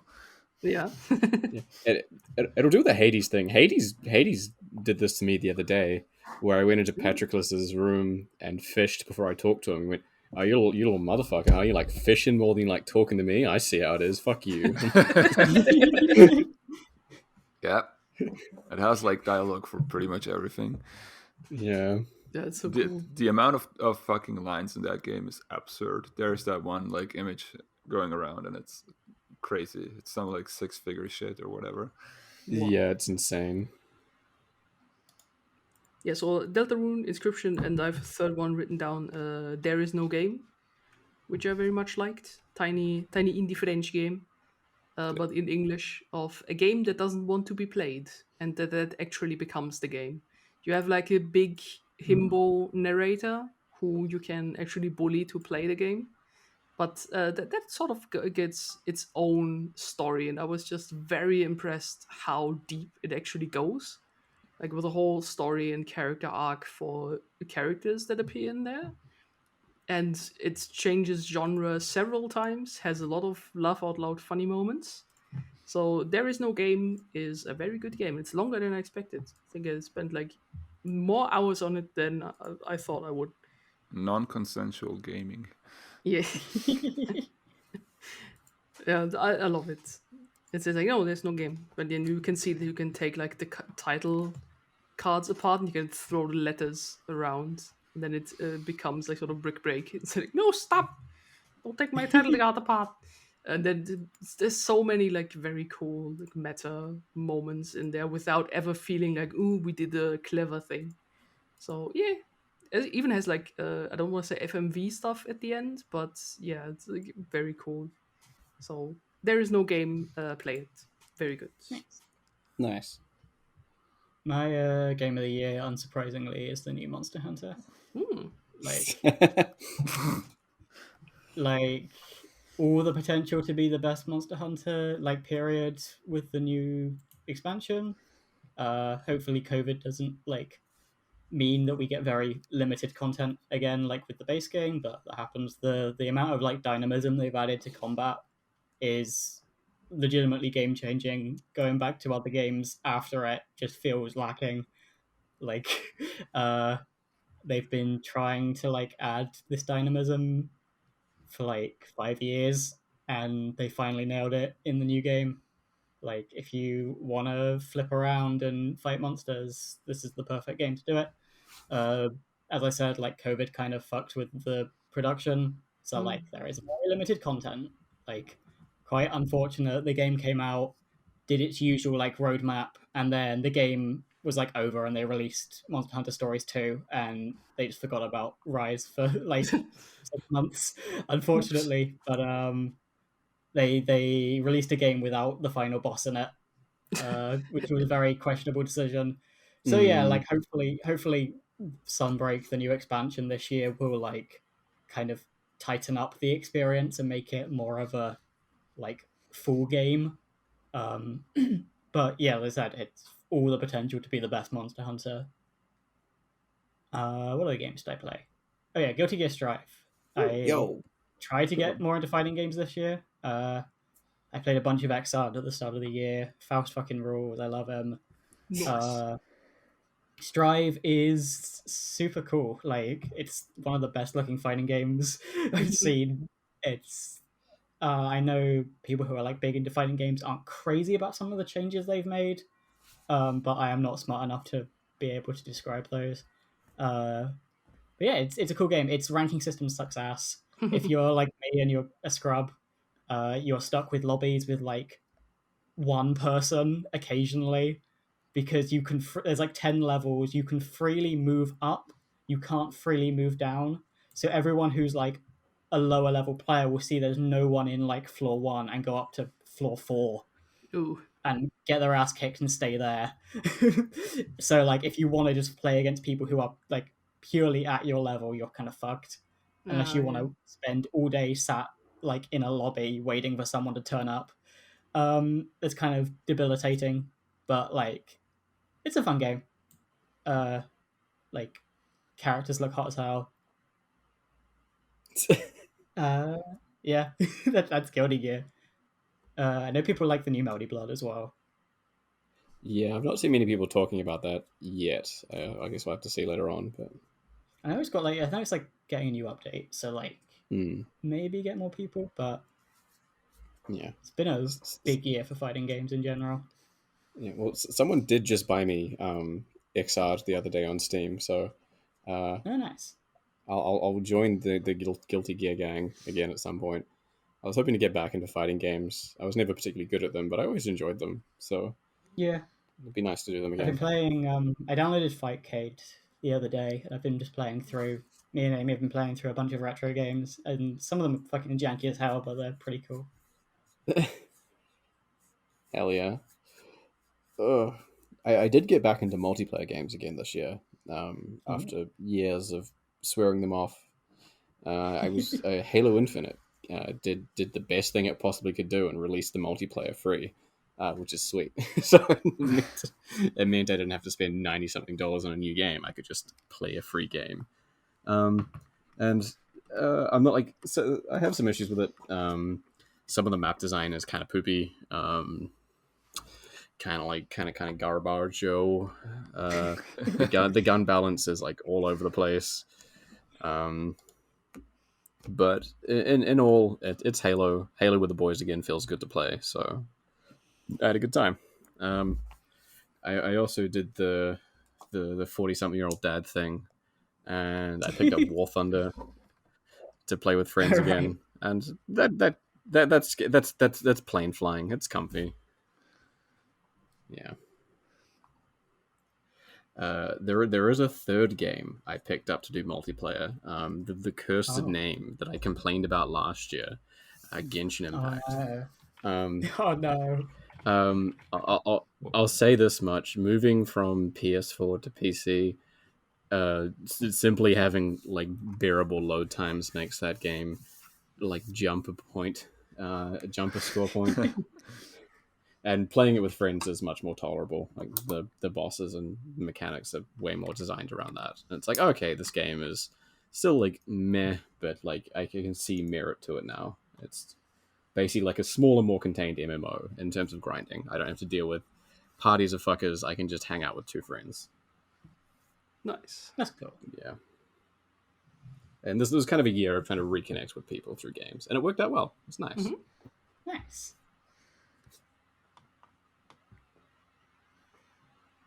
Yeah, I played a bunch of like co-op games this year. I got way too into Dead by Daylight for like 3 months. I've never seen. I've definitely seen games with this, but like the studio seemed to be on an entirely different wavelength to its player base, so they'll make changes that nobody wants. No. Like they are. It's one of those games where like you could quite easily get an update and the game is entirely unrecognizable from what you wanted. They really want to make it competitive when it's a goofy like survivor game. It's not even that. It's like you just play a slasher villain and get bullied by 4 teenagers. That's the game. But yeah, it's when the game is good, the game is really fun. Like playing as like Ghostface and going invisible and just fucking with people's great. When They release Nemesis and he's huge. Pinhead comes. That's... when they're not Hell trying yeah. to sell you Hellraiser NFTs, it's Oh yeah, yeah. They God. got... I'm sorry, I what? don't even know what's happening with that. Yeah, we've gone like how long into this and we've not mentioned NFTs once. Oh God. We were clean. we're gonna start selling GARcast NFTs. Oh yeah. What would we even sell? Like, oh, here's a JPEG of a microwave. Isn't this funny? I'm selling the video of Pickle Rick dubbed in Serbian Yeah. as an NFT. Stealing that video. I'm stealing it from the guy who did it. True He's NFC Serbian. spirit. What's he gonna do? Yeah. What's he gonna do? Shoot me? Oh boy. Yeah, that was the Stan Lee one was upsetting. They just had hijacked poor late Stan Lee's Twitter account to just sell some sort of superhero NFT. Of course. They're all upsetting. Mm-hmm. Yeah. Oh yeah, the animal rescue, the thing like WMF, the one with the Oh, yeah, panda. yeah. They also had one. It's like, how about no? Weren't you just protecting rainforests or something? Yeah. Crypto, I mean, it fucking sucks, like, conceptually. Every time anyone brings up the, like, environmental impact, they're always like, oh, but these, like, lesser used ones are much more environmentally friendly. We should push towards those. And it's like, well, it's not. How about no? Just no. There's still no point to them, even if they're better for the No. environment. And they're gosh None darn of the ugly. big ones are... Yeah, I was going to say, none of them look good. There's no, like, artistic value either. Yeah. You want to buy this shitty monkey? God, those fucking monkeys. Oh, they already made like an anime for that. Like How do you make their monkey own shit? animation thing? Monkeys are already so funny, just existing in real life, and then you made a shitty version of it. Just make NFT monkey gifs. That would sell. The fake monkeys on the internet are actually reducing like livable habitat for real monkeys in real life. I think we Fuck should that. reduce livable habitats for some people, but like, You heard it here first. We're pro-homelessness here. I am. I'll become an eco-fascist specifically against NFT guys. Perfect. The crypto You love to bros see it. need to be stopped. Yeah, that's a good plan. that's I'll what support happens. that. Yeah, I played the Pokemon Pearl remake. Listening to Cyrus, I'm like, damn, this guy for real though. Is the Diamond and Pearl remake good? It's very funny. Because I love logging into like YouTube, and every single video is like 9 hours. This is why Pokemon sucks. Game Freak fucked this up, and I'm like, yeah, maybe this game has issues. And then I like, bring out Turtwig out of a Pokeball. I'm like, this is fine actually. It's actually quite enjoyable. It's it's like a neat little modernization of Diamond and Pearl as games. Nice. The underground system's cool. It adds a few more Pokemon to the variety list. It's neat. I enjoyed my time. I did like a hardcore Nuzlocke of it. and it's like the perfect kind of game for that. I wish I could turn off the XP share, but whatever. It was cool. I had a great time. Oh, nice. I started playing like that one fucking ROM hack for Pokemon Platinum. Renegade. I think we all played Renegade Platinum this year. Thank you, Carl. I didn't, but maybe I should.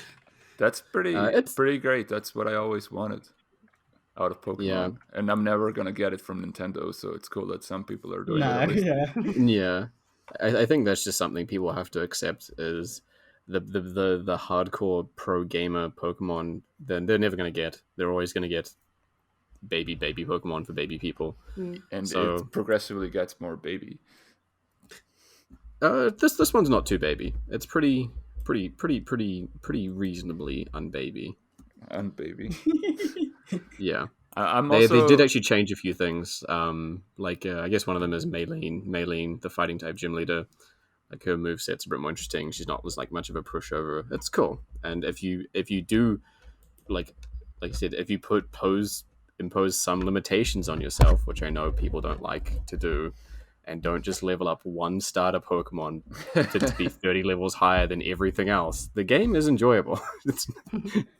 I generally try not to do that anyway. I enjoy finally having access to but the main thing I played this year was fucking... I hate that shit. Oh, yeah. Just get friends, idiot. I've had friends who've been playing like Pokemon like X and Y at the same time as me. And that was like the one time. But yeah. I also just fucking level up the thing and then evolves. That's pretty good. Yeah, nice. That's one of the benefits of the I guess Renegade Platinum is it's made to be single player. Yeah. Oh, that's cool. Yeah. And a bunch of like quality of life shit in there as well. Like, hey, here's the bicycle, like right away. Yeah. Ah, cool. And you don't need HMs to progress to the game. It's cool. Yeah. Oh, nice. Yeah, then I will look into that because I could go for a nice, good new Pokemon adventure. Yeah, it's a little bit harder. I think the first time I tried to play it Nuzlocke, and going in blind was awful. Like the first Barry fight, I got my fucking teeth kicked in. I'm like, oh okay, no, we gotta play this normally first before I try to. It's like try to be cool. Literally every gym leader, including the very first one, has 6 Pokemon. Yeah, that's something I'm not a huge fan of. I don't like every single person having 6 fucking Pokemon. That's probably one of the more tedious parts of it. I'm thinking it for the gym leaders. Yeah, nice. For gym leaders and stuff, it's cool. Maybe not the first gym leader, but All right. The main thing I played this year though is physical TCGs. I'm still on that Yu-Gi-Oh grind. I'm still a cool boy, but I learnt and got into Flesh and Blood, which is a really cool New Zealand made TCG styled around 2 like champions and heroes fighting each other, and each kind of a card is a kind of move of theirs or a move they can use or an item kind of in their inventory. It's like the Pokemon TCG. Not at all. I have picked up Digimon, however, which is a lot like the Pokemon TCG in terms of some things. It's quite fast paced. The resource system is quite interesting and unique. It's got like a prize card kind of system, but it's cool because it's all Digimon. It's a lot of fun. Very simple, very easy to pick up with the mechanical depth coming in your sequencing. So yeah, and I bought a commander deck. Ooh, very cool. Oh shit! You have one commander deck. Well. I have one commander deck. I was gonna try build one. I got one, like 10. but it was too much. It was too much effort to try and build one for me. So I thought, well, we'll start off nice and simple. We'll buy one, and I bought like a 2021 or a 2019 one, like a black, white, red human one, and I played it on Sad Day for the first time, and I won. And the game was like 3 hours long. Fuck my life. Yeah, that's the thing with Commander. Like it gets longer. It happens. But it's very fun. You gotta build a deck that's like deliberately about shortening the game. Something like Heartless Yuritsugu or something. Well, some guy was playing like a Voltron deck, like determined to just like commander damage kill us all straight away. But he couldn't do it. So. Haha. Nice. Yeah, maybe we can do the webcam commander again that was working really Oh well. yeah, I could join on that too. Yeah. And maybe something involved in your guys' Christmas presents may be able to involve for weird camming too. Oh snap! Oh boy, thank you. That's right. GARcast sex tape. Oh boy. Finally, a video of your balls on screen. You could have asked. Balls cam reel. Ah, dude, that's our first NFT right there. Balls camming. No. You're so hot. Don't make an NFT of your balls. Haha.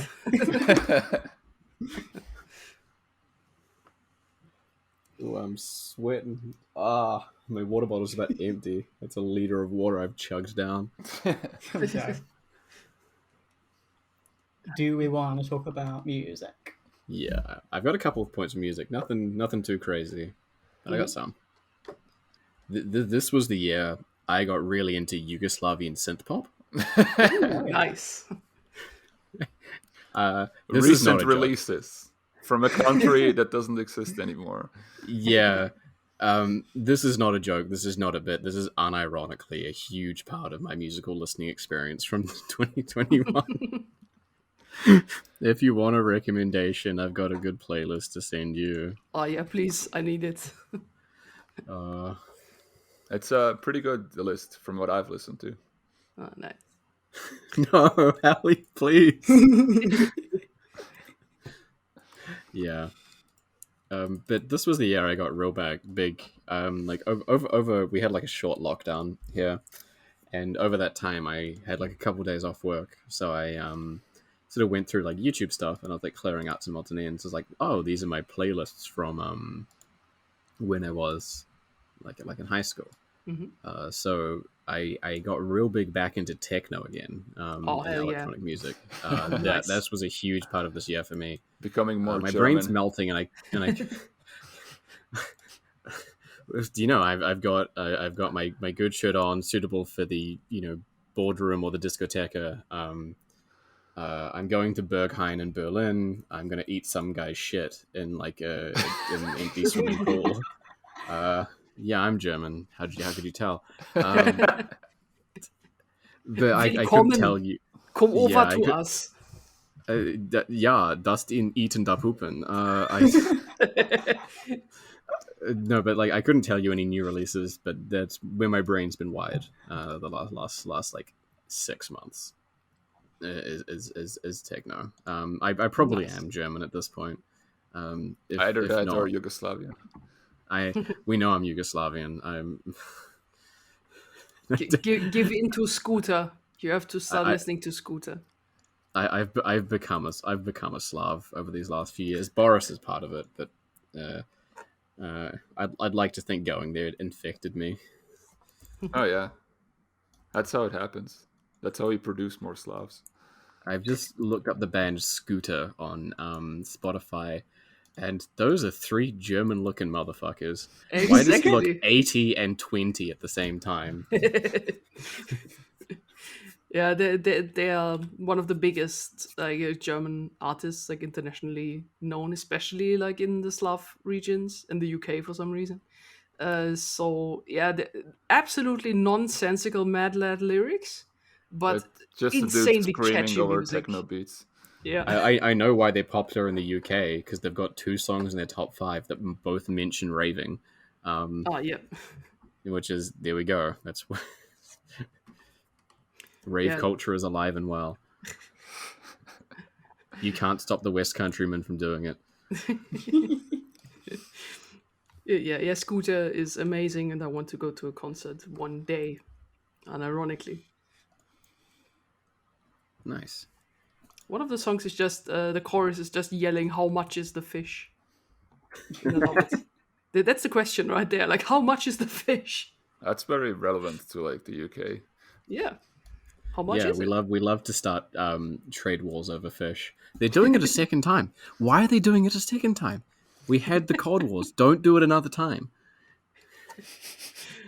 Yeah, God. Yeah, many things that were also happening in the UK, but not right now. No. A lot of very normal people.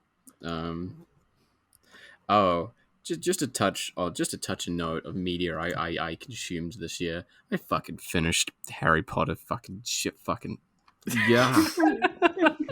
Yas, Queen. You did. Victor Crumb Shout out DM me. Shriekcast. Shout out Shriekcast. Victor Crumb DM me. You've become actively more transphobic and anti-Semitic. I've become actively more like anti-British. That's fair. I just like reading J.K. Rowling's like the work and the contempt she holds for everyone, whether they're trans, Asian, gay, even Normal. Irish, normal. Anyone that's like below a 7 out of 10 or above a 7 out of 10 is actually like a bad person. I hope I can find if J.K. Rowling wrote a Latino character again. That was just blessed both. Yeah, fucking Seamus McCarbomb or whatever. Miserable book. Miserable book. The seventh. I'd gotten some enjoyment out of the Harry Potter series up until now, but good lord, book 7 is just dire. One of the worst books I've read in my goddamn life. Like, It's no terrible. competition. It is just utterly devoid of anything I highly recommend worth. it. I would also, but like it requires you to read 6 other books to like truly understand how vile and awful it is. And I could not put that on anyone. Yeah, I mean, like, again, shout out Shriekcast. I would not have made it through reading that series if it was not for them. Yeah. I put the book down for like month gaps multiple times. Like, just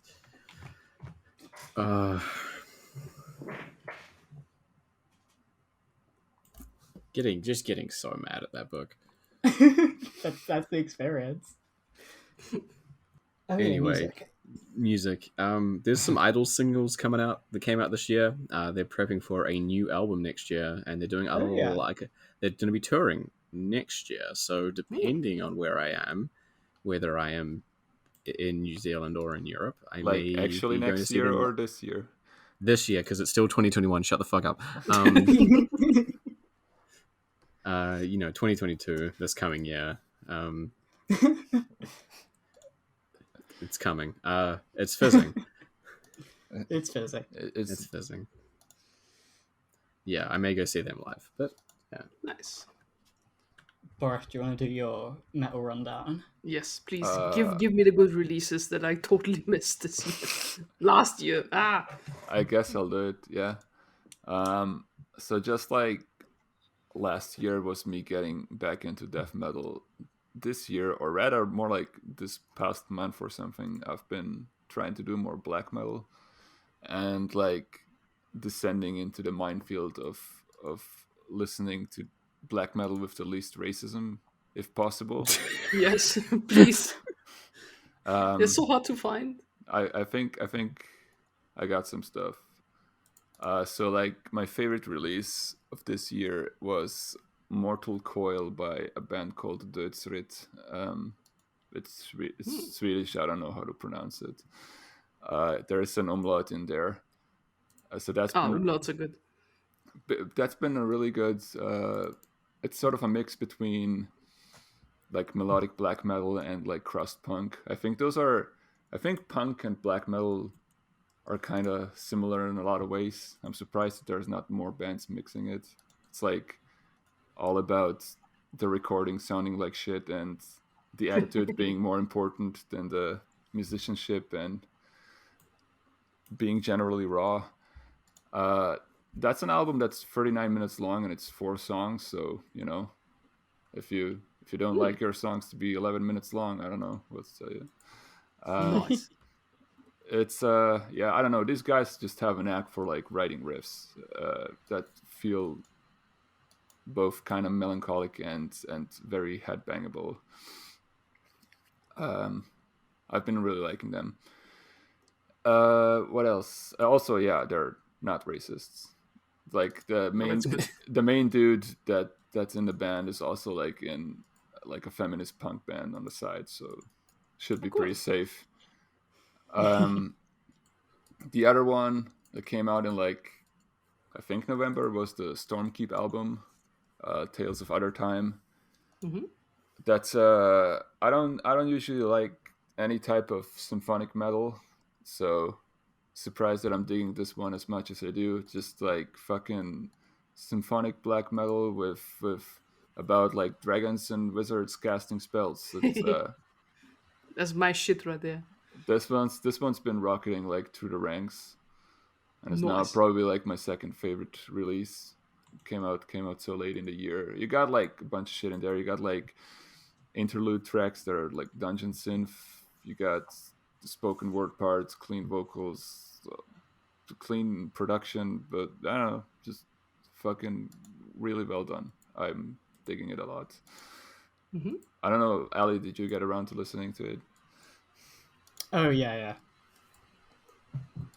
Shit's good. What else? Oh yeah, one that I've listened to like in the past 2 weeks. This is all like coming in very close at the end of the year. Has been the Spectral Wound album, A Diabolic First. This is like the most bass bitch fucking black metal. Just like it sounds like black metal, but just well executed. You got your tremolo riffs, you got your blast beat, you got a dude wailing like a banshee.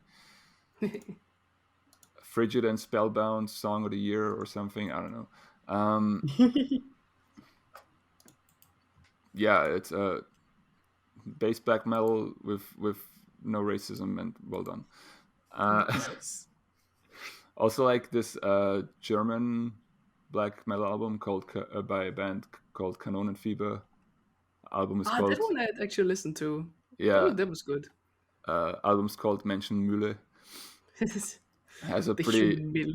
pretty great like album cover. I think this is probably like just one of those fucking World War One anti-war posters or something that you just cropped for the album cover. It's like a World War One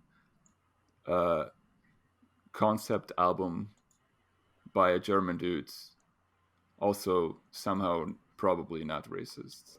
Mhm. That album's like it's been like picked up by the YouTube algorithm, and it's got like 600,000 views on like YouTube. I don't know why. It's been like in my recommendeds for like weeks and months, and I finally decided to actually listen to it. And it's yeah, pretty good. So I think that's it. I think that's the black metal stuff, at least.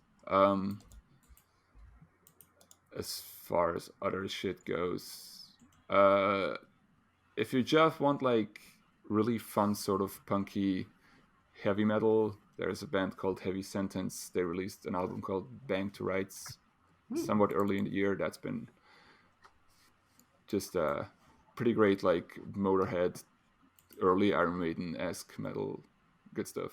Nice. Yeah, I don't know.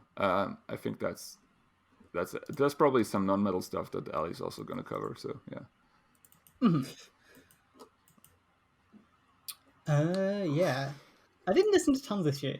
I kind of got like not having a commute for like the first half of the year kind of killed any music listening I do. But I did listen to some good stuff. Album of the year is probably the New Injury Reserve, just for like how fucking overwhelming it is. Like, Oh yeah, holy shit. like they lost.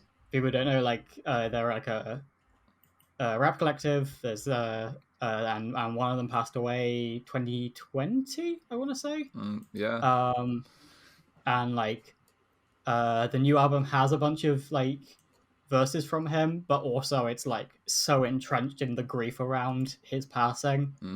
It's an experience. Like it's definitely hard into the experimental side of things. It's like crushing production. It is very different from like their mixtapes and their debut whenever that came out a couple years ago. But yeah, no, it's a great album. don't often get like a group that's this far into their career and then like starts making the music less mainstream. Yeah. Yeah, because I mean, I think that was one of the big criticisms of their actual debut was kind of playing things a little safe. But I mean, I liked that album quite a bit anyway. But this one is just purely what they wanted. They had no Yeah. regard for singles. Even the singles are crushing. Shout out Barto, the new Arm and Hammer slaps. Have you listened to the new Clipping album this year, Ali? Oh no, I haven't. Very good. I mean, I've gotten big into clipping this year. It's basically David Diggs, the guy that played some characters in Hamilton, and a couple audio engineers, and it's just I guess pretty decently experimental hip hop and rapping. It's good. Yeah. Is it another horrorcore type thing, Not as or much. is it something No, else? it's Gotcha. it's a little bit more. I don't know. Probably not horrorcore so much as I don't fucking know. My brain's melting. Sorry, I'm hot. That's fair. Music genres the fuck. There. What else came out? Oh yeah, the Genesis of Wusu album. That's a really fun kind of what do you? I don't even know what you call it. Very kind of poppy, Afrobeat kind of almost as well. It's really good. It's a debut and he's fully formed in the debut. It's pretty cool. The new Igloo Ghosts, another one of those instrumental albums that sounds like nothing anyone else is doing. Super cool stuff. What else came out? Do you got the Death's Dynamic Shroud on there? Oh yeah. That was super cool. Death's Dynamic Shroud.wmv. That's the name of the band for some reason. if you want some vaporwave in fucking 2021. Yeah, vaporwave that uses sampling in a really interesting way. Yeah. And song structure. I mean, I'm not a big vaporwave guy, so I may just be gassing up what is a regular vaporwave album. But if you want to hear instrumental or electronic music that plays with sampling in a really cool way and song structure and the typical gratifications you get on beat to beat in a song, it's super cool. Yeah, I may just be talking about what every vaporwave album does, but forgive me for that. really digging those chopped and screwed vocals. Yeah. What else? New Tyler Creator was fun. Oh yeah, it was cool to see him do some kind of more regular stuff. Igor was great, but this is some really good just general rapping from him. Is he more or less gay again? He's still pretty gay. That's good. The song's about getting toe sucked. Oh, okay. He knows what the internet wants.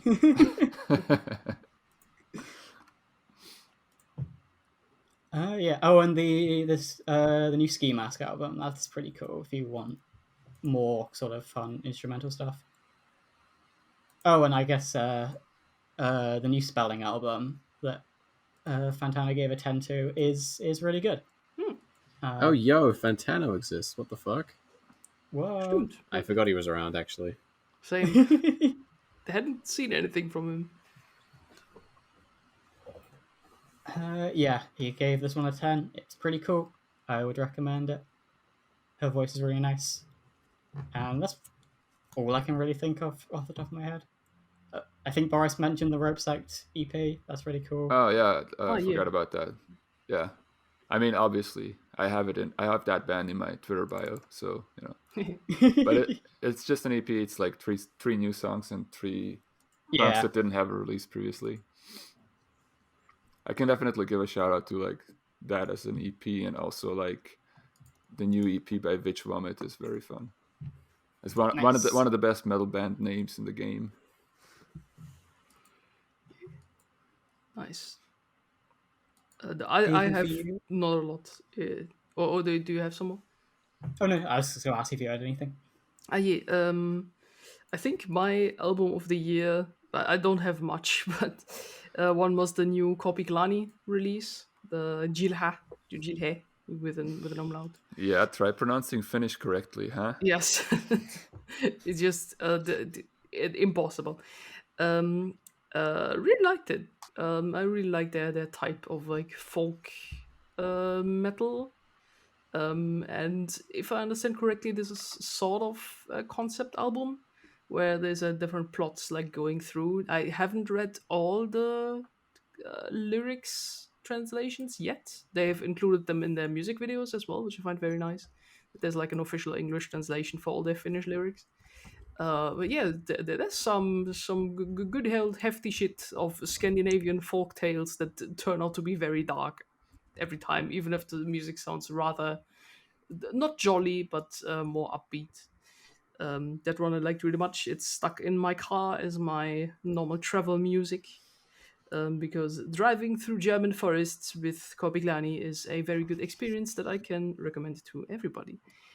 I really liked, or discovered for myself, Englewood, who is not doing vaporwave, but sort of the city pop remixes. So sort of going into that direction. And he had two albums, like Yachtworld and another one.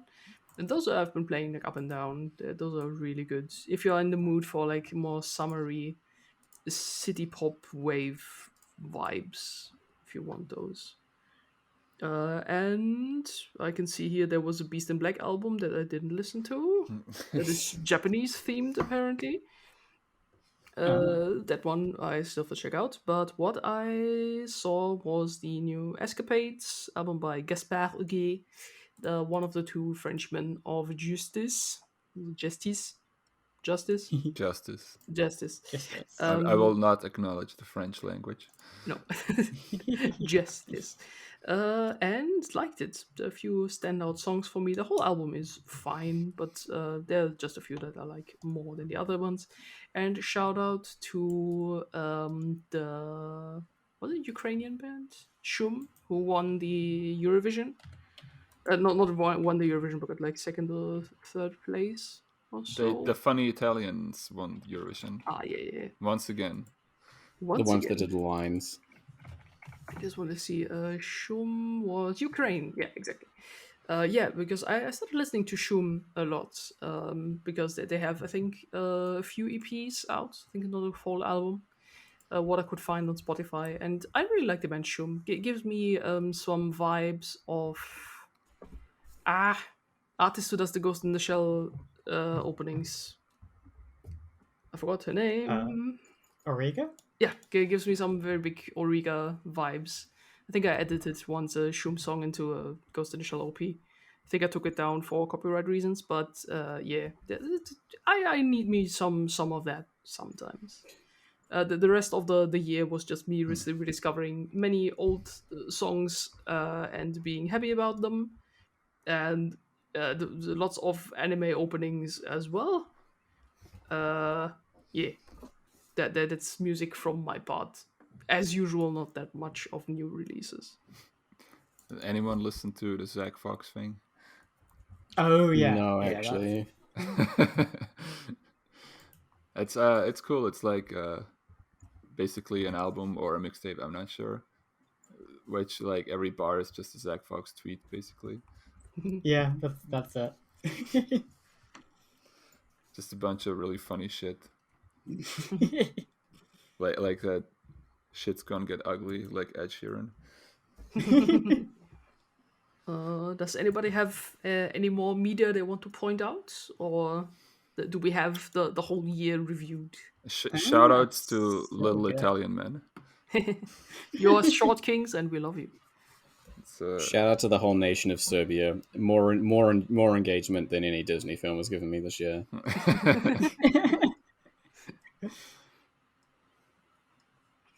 Nice. When are they making a Serbian Marvel movie? What? No. I mean, Black Widow movie is as close as you're gonna get. Yeah, that that's movie's true. real bad. They did our Russian man so dirty. I've seen that he has like Karl Marx tattooed on his knuckles. And I was like, that's raw. That's raw, but they just drop his storyline and don't resolve it. Yeah, I mean, I'm not gonna watch Oh. it, but like that image was raw. All right, then I think we can round this up. Anybody, anything good going on for 2022? Any good new resolutions or something to look forward to? Gonna lift heavier, Yeah, nice. ideally. I'm playing more card games. Ah, nice. Nice. I will become an accredited journalist, hopefully. Yeah. Okay, very good. For myself, it's just take care of backlog, work out, become Noi, the whole things that the one person Let's does. go. Woo! Nice. Okay, then thank you for listening, everybody. And we hope to put out episodes a lot faster, or more at least, this year. I'll take good care of that. And have a great year of 2022. Yeah. Nice. So it's goodbye from us. There was Dear Ellie, Bye-bye. Dear Tom, See you later. nice, Dear Boris, Bye. and myself, Elena. So see you all and bye bye.